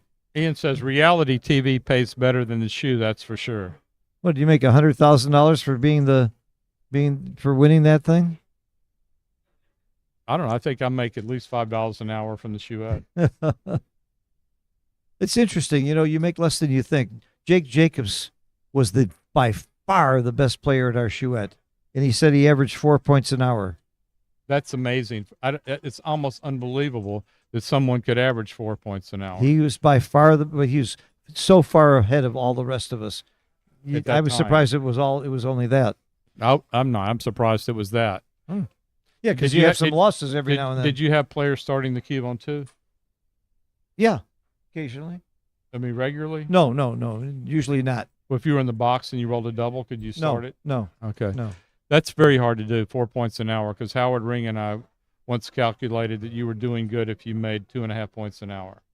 Very good. Yeah, but the difference, the PR, at the time, Jake was probably a 5, and you guys were 10s.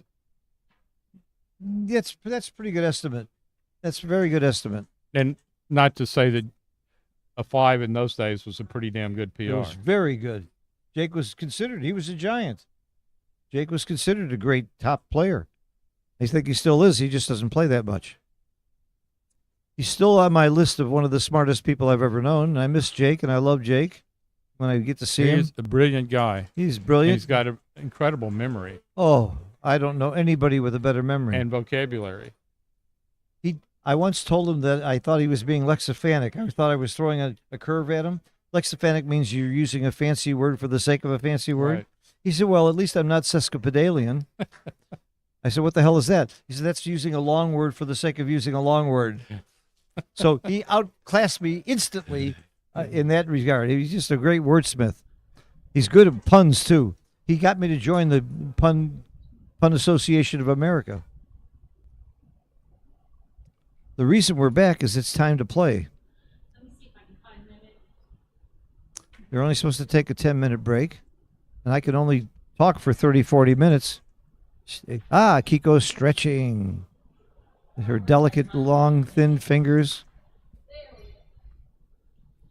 You know, that lady has guts, though. She'll try anything. She did the underwater in Cyprus. She won that, the underwater backgammon tournament. She's jumped out of airplanes. She'll go anywhere, try anything. Look at that smile.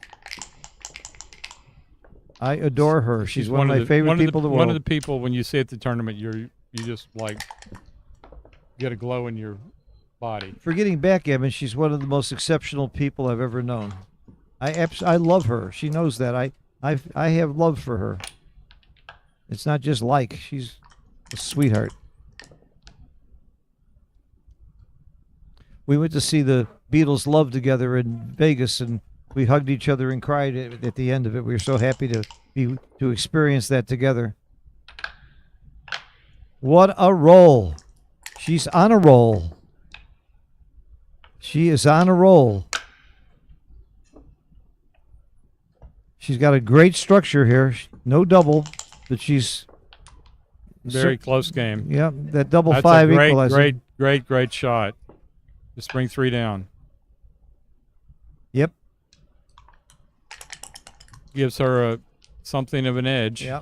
I don't want to keep repeating myself, but you got to keep in mind Seb's only got to look. Everything is a double pass here. No matter what he plays, it's double pass. That's why you see the evaluation all equal. And she doubles, and he's going to pass. And he does. Okay, that was an easy one for both of them. And the score gets closer. 5 away, 4 away. 5 away, 4 away. But 58%? That's exactly right. I was just going to say that. 58%. And we're rounding off, of course. It's 47.75. Right. I said we were rounding off. I knew it was just under. But I'll tell you one thing, it's better to be 4 away than 5 away. I mean, 57.75. Yeah. It's much better to be 4 away than 5 away, because if the cube gets turned, a gammon wins you the match exactly. Whereas a gammon for Akiko gets her to Crawford, which is very good, but not as good as winning the match. So being 4 away is pretty efficient. It's a big difference. As a result, Akiko actually has a lower take point than Sebastian. She should drop faster than Sebastian if it's a race, which is counterintuitive, really. You usually think the person who's losing It's so should important. take deeper. It's so important to get to that even number away. Yeah. So it's counterintuitive that the person who's losing should drop faster, but it's right. You look at the take points, you'll see that I'm right. Like 26% versus 24%. I think she has to play to the 10 point because she wants to make 6s good, because 6s are bad on the other side.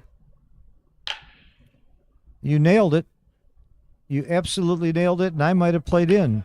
I would probably have made this play. And it's not good. There's a big difference, too. Wow, Joe, that was a good call. There's a big difference. I had no idea it would be that huge. She's thinking about the cube because his timing is terrible. It's good to think about it. Yeah, it's close. It is a 4-point board. It's a little bit too. Look at that. It's right on the edge. .006. She can't be wrong either way.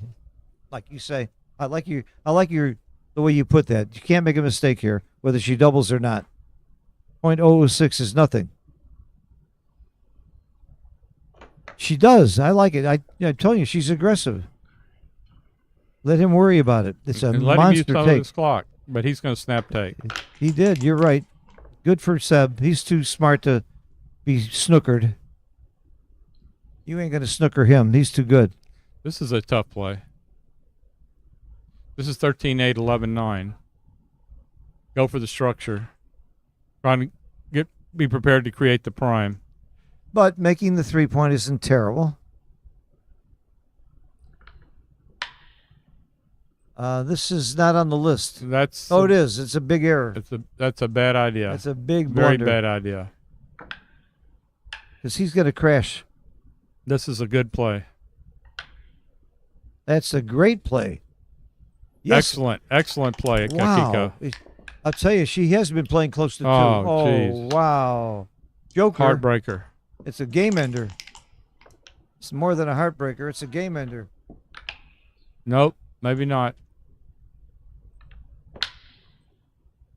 Nice play, Akiko. Coming out was absolutely essential there. He doesn't even have a double. I thought it was a game ender, and he doesn't have a double.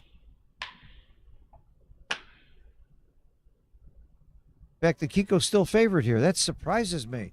I would have gotten that one wrong. Pretty close because of the gammon equity. Pretty close game. Yeah, I would have thought it. She wins more games. He wins more gammons. Wow, I don't like her 2 checkers back on the 24. Well, this is easy.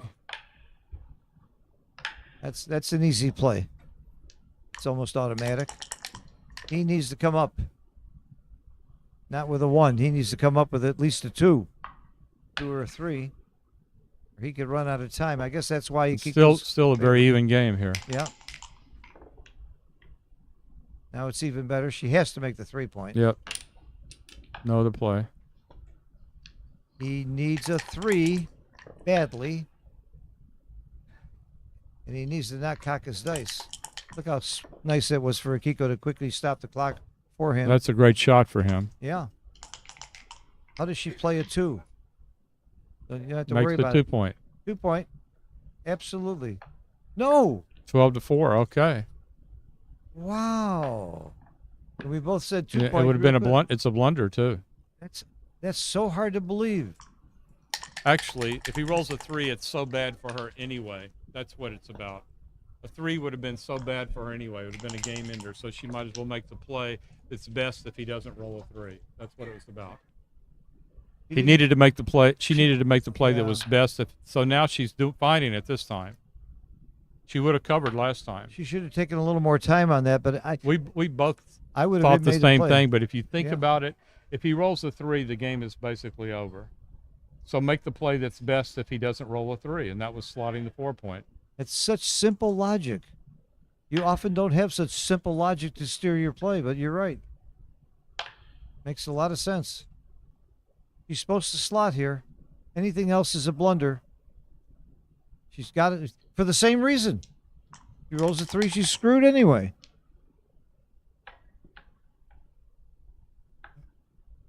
How does she play a 2? How does she play a 2-1? She doesn't split with a 2-1. 6-1. She's got a slot this time. You're right. Not slotting is a blunder. She had a slot all 3 times. This time she's going to find it, though. I think she will. She found it. She did. This time it's more obvious. If he doesn't roll a 3, he's in trouble. Now what? Could there possibly be a cue? She's already doubled. Oh, I'm sorry. I missed that. That's right. She made that aggressive double. Where's my head? And she's happy she did. Now she's a favorite. But still a pretty close game. She wins. Fairly close. She wins a few more gammons and a few more games. How do you play a 2? I keep asking that question. She has to hit. No, she doesn't have to hit. Wow. Yep. I thought the hit was automatic. It's going to break the board. Well, she's glad she hit now. He rolled a 6-5. Uh-huh. In with both. Kill the 6s. Yeah.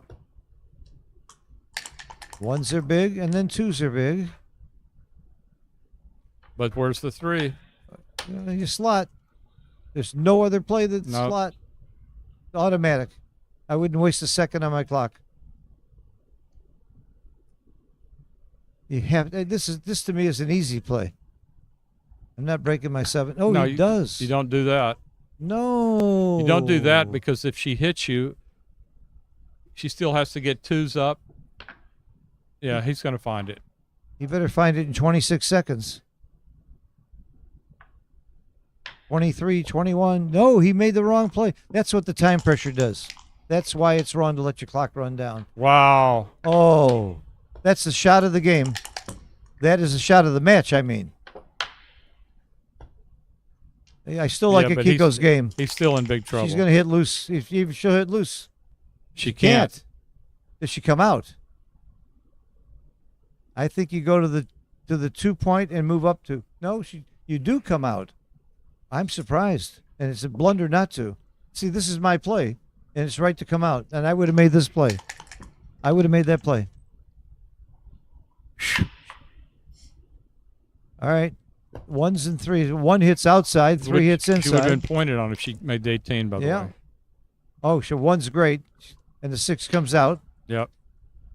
Quickly, automatically, come out. There you go. This game could have really swung either way, and Akiko came out smelling like a rose. Maybe. It ain't over. Fat lady ain't singing yet. Oh, she got the 1. This is a huge swing game. Every roll has been breathtaking. Only backgammon does this. Makes so many rolls that are big jokers and swings. Just relax and roll your 6, Akiko. Is that 20 seconds on the clock for Seb? Yeah, 20 seconds. Oh, ooh, wow. What a bad roll. What a bad roll. 3. Sure. No, I don't think so. I would have gotten off the double 6, which you were supposed to. Don't you want to get hit with double 6? No, look what double 6 does. Oh, hits and covers. That's right. Usually, a lot of times you want to get hit with double 6. It hits, covers, and gets another man out. Yeah, right. You gave him the super joker. She doesn't have to play that fast. She's got 4 minutes, 5 minutes. He's got 20 seconds. I'll bet you from here on her PR is going to be better than his for that reason.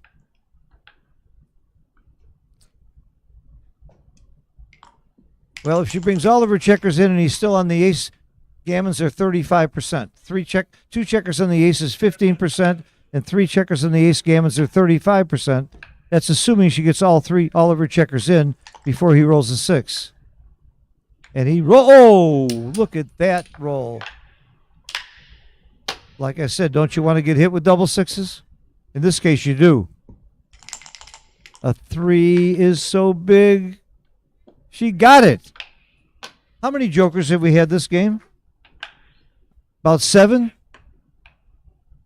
Wow. Not that. That makes his double aces better. How many jokers have we had this game? What a game. All right. Now she picks up that other checker, and she's got gammons galore. She got it. Yeah, gammons galore. This is like 90% gammons if she doesn't leave a shot. How big is that? She would be 1 away, 4 away, Crawford. 19%. 19%. I was going to say 18.7. That's exactly it. 18.75. I think. I think it's 18.7. I'll go with 18.75. You owe me $3. You want to bet between the two? Yes. Okay. I'll take 18.7. You got 18.75. Good thing there's no raindrops to bet on which one goes first on the window pane. It's who's closer. Now, you know, it's not going to be. Win. I win? Yeah. Yes. We're even. 18.63. And that's the 3rd bet I've won from you today. And you're even. And I'm even. And I'm happy. But I'm only going to talk about the 3 that I won. I'm not going to tell anybody I lost 3. What a comeback for Akiko. Of course, this game was. This is Joker. This is interesting. This was She's the game of the match. match. Checkers off here. She is supposed to take them off, but it's not huge. She gets gammons most of the time she did anyway. take them off. Okay, Good for her. Good for her. Akiko's probably played a 2 PR the last half of this match. He's probably played a 2 PR the last half of this match. Nah. Not quite. She was playing 2 PR, but she went back up from like 3.8 to 4.33. Okay. Well, there's a shot. There's shot leaving numbers unless she rolls a 1 or a 2 next time. She needs to roll a 1 or a 2 or doubles. There's a shot. That could save the gammon if he hits it. Nope. I thought we were going to see our 26 joker. We didn't. This could save the gammon. That might be a joker. Nope.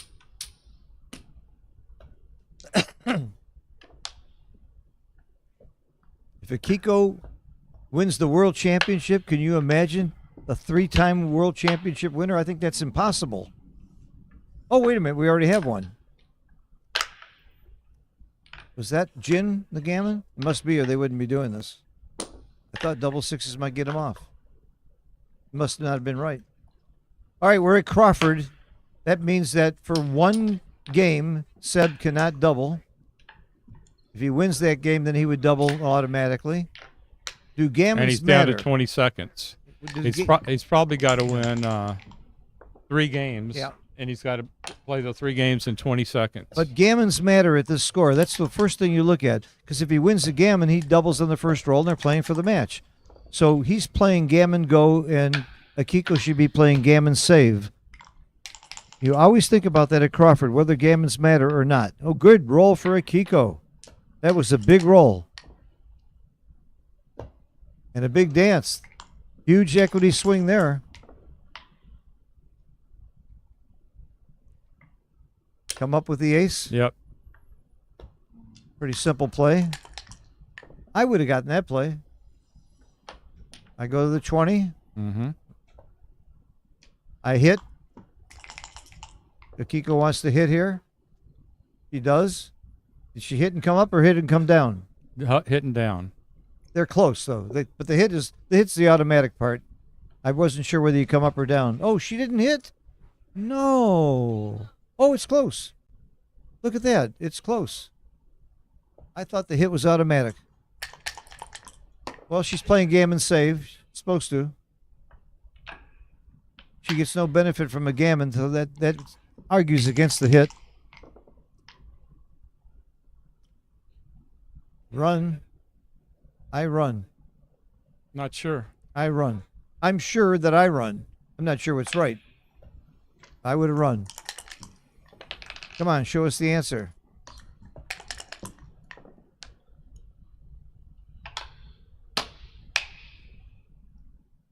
We never saw it. I would have run.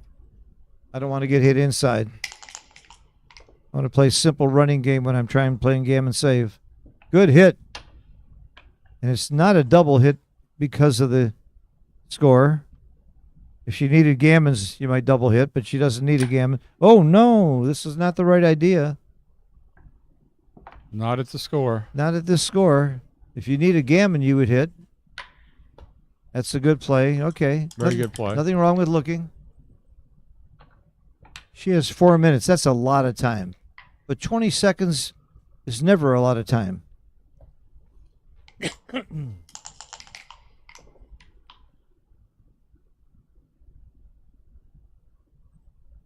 Not her best. Do you hit twice? You might be right because anything else is so ugly. I like the double hit, in spite of the score. I don't. You don't. Okay. We don't know. Nope, it just came up as an error, so you're right. I'm tired of saying that. Joe Russell, you're right. Well, that's why you're sitting here. That's why we invited you, because you're usually right. You make the 2 point? No. No. The wrong idea. It's too deep. You do make the 11 point. No, the 11 point was the answer there. That was not her best shot. She's happy not to get hit.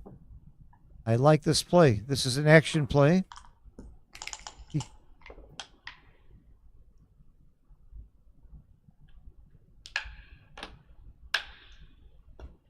Hit and cover usually, it sounds good and it usually is right. There's that 2-5 back game again. Last time he had it, though, she doubled him out. This time he's got more timing. And she's not going to double him out this time, you know? I think there's a good chance. Yeah. I might lay you 1.2 to 1. It doesn't show it, but this is the Crawford game. For anybody who may have joined late, this is Crawford, so there's not going to be any cube. I doubt she would be cubing even if it were not. Yeah, I agree. It's hard to double a 2-5 game. No, it's hard to double when you've got 16 and you need 1 point. That's true. That's true. I've seen it. In the old days, it would count. By the way, according to the new rules, the double wouldn't count. I like the old rules. If somebody's stupid enough to double here, let it stand. Why should you help them from stop being stupid? Well, she's about a 2-1 favorite to win this game. In the match. More than that to win the match, because even if she loses the game, she's still a favorite. Oh, what a roll. Look at that. Look at that. And I'm automatically making the 5-point. She's right to make the 3-point. So much more dangerous for the bear in and bear off. Would you have made the right play there? I would have made the right play. Good for I you. would have made the right play. Yeah. Wow, I wouldn't You have. see I how would've- dangerous this is now? I know, but how do you not make the 5-point? You're always supposed to make the 5-point. Gammons don't matter. You're just trying to get home cleanly. This game is too damn hard. I would have made that 5-point so fast. And at least I'm in good company because the Akiko did it too. And I see your point. Look how hard it is to bring this home. Lower points are harder. In fact, the worst point to have open is the one next to your opponent's point. That's something that Pasco taught me. That's the worst point you want to have open. Great shot. Oh. Great shot. That makes up for it. That's an amazing shot. Okay. She just became a pretty large favorite here. Don't roll 6-1, and I won't say it out loud. Wow. Akiko was being crushed in this match after getting Gammon there earlier. What did we say? He was a 73% favorite? Yes. 2 off. Take him off. When in doubt, take him out. And it's right. Against a 23-point anchor, when in doubt, take them off. Yeah, well, I have a rule. Against a 2-point peel, you peel more aggressively against the 2-point. That's the same as a 23-point anchor. Not really, because yours takes longer to say. Mine's quicker. You don't need to peel because you don't need Gammon, so why take chances? This is the right play. Seb's not looking very good here. It doesn't pay to play under 3 PR anymore. They actually are playing right around the PRs that we predicted. We knew Akiko would have a higher PR, but we also said she's very, very tough and resilient, and she's proven it. The farther you get into the match, the better she plays. No 2. No 2 is the answer. She got away with it. No 2 and no double. Oh. That's Goodbye. the match. That's the match. He doesn't have to worry about the clock anymore. He's well under 1% here. Wow. Akiko, maybe a 3-time world champion? It's a little too soon to start saying that, but it could happen. Jorgen is getting nervous. It could happen. He might. I wouldn't let him get near her coffee. He might put something in it. Wow, great match. Great play. You know what? Seb has nothing to be embarrassed about. He played fantastic, and even some of his errors were due to time at the end. And Akiko was so tough. Should we interview Akiko? She's not a great interview, but I'd like to anyway. She may not want to. She may not want to. I'll see how she feels about it. I'll get her. Yeah, go get her. I want to give her a hug anyway. Wow. There's only one person that's ever been a 3-time world champion, and we have a chance now. She's in the round of 8, so she still has to win 3 more matches. So it's still a long way from that's 12.5% chance, assuming equal. But she's not equal. She's tough. She's really tough. We might see another 3-time world champion. She is so tough. Is there any question that she's the greatest woman player that ever lived, and she's up there with many other accolades? The next match is 1 o'clock tomorrow. Come back and see us then. We'll be streaming on these same stations. Please hit the like button, and hopefully Joe will get me Akiko so I can interview her and get some thoughts from her. Here she is. Come on, Akiko, sit down. First of all, I want my hug. Congratulations. You were so tough at the end. Have a seat. Hey. Congratulations. Wow. The farther you got into the match, the better you played. Did you know that? You don't know what the PRs were. But the better you got, better and better and better, the farther you got into the match. You got behind, you started playing tough, as usual. As usual. What are your thoughts? Speak into this. Yeah, Sebastian is a very strong player, so I think his PR is very low. It was And, very low. Good. It went up because of the shortage of time. You made some mistakes there. Yeah. And this time, I took many cube, and I play aggressive because Sebastian is very strong. So He'll teach you yeah. that. Aren't you always aggressive? Aren't you known to be an aggressive cube player? Isn't that your style anyway? Not against me, but against the good players. So depends on the player. Sometimes I adjust my cube. You do adjust. Yeah. Okay. So I said before the match started, you can tell, when you see it on the tape, I said that Akiko plays the player as good as anybody in the world, and that's what makes her so tough. Her PR may not be technically as low, but she knows how to beat the player. She knows how to win. He doesn't fold under pressure. Oh, He's my always God. tough. She's better under pressure. Right, absolutely. That's why I only play her for low stakes. Then she doesn't care that when I play her for high stakes, she kills me. Tell me the most pressure she ever feels is when she plays. How about the times you gave me the 64 cube at 124? Pineapple Bluff Yeah. Gammon? Pineapple. She gave me a 128 cube. Remember that? Yeah. So when big cube, I enjoy more fun. So Thank you for. No. Thank you Wait, very one much. more thing. You're 3 matches away from maybe becoming the only other person besides Jorgen to be a 3-time world champion. What do you think your odds are? uh, Not thinking about that. She's thinking So- about the next match, right? yeah. No, I'm thinking about, I have a bet that we had a repeat. You're my only hope. I really have several bets that we would have a repeat champion, and you and Sander were my only hope, and then Sander gets beat. So you got to do this for me. It would be good for backgammon. No, it'd be good for Phil. That's the important thing. Do it for Phil. Congratulations and good luck. We'll be rooting for you. We were rooting for you like Thank crazy. you so much. And, You played great. You played great. Tomorrow morning, I have a match of Super Jackpot. Right. So And Okay. and she and David Wells are the only ones in the side pool. Really? Yeah, you got to make a hedge. oh Talk to David. You and David are the only ones left in the side pool. wow. Yeah, so you Yay. got half the side pool right now if you want it. Good night. We'll see you tomorrow morning. Yeah. see you Good night. tomorrow. Good night. Congratulations. You really showed you were tough. You really showed it. How you feeling physically? You good? Good. Great. Great. Uh, We love you. We're all rooting for you. Thank you for rooting for me, and I try to play good and. You played good. You played very good. I think you played the last half of that match at under 3 PR. Certainly, you did. You played well. I don't know. You played well. Thank you. Thank you.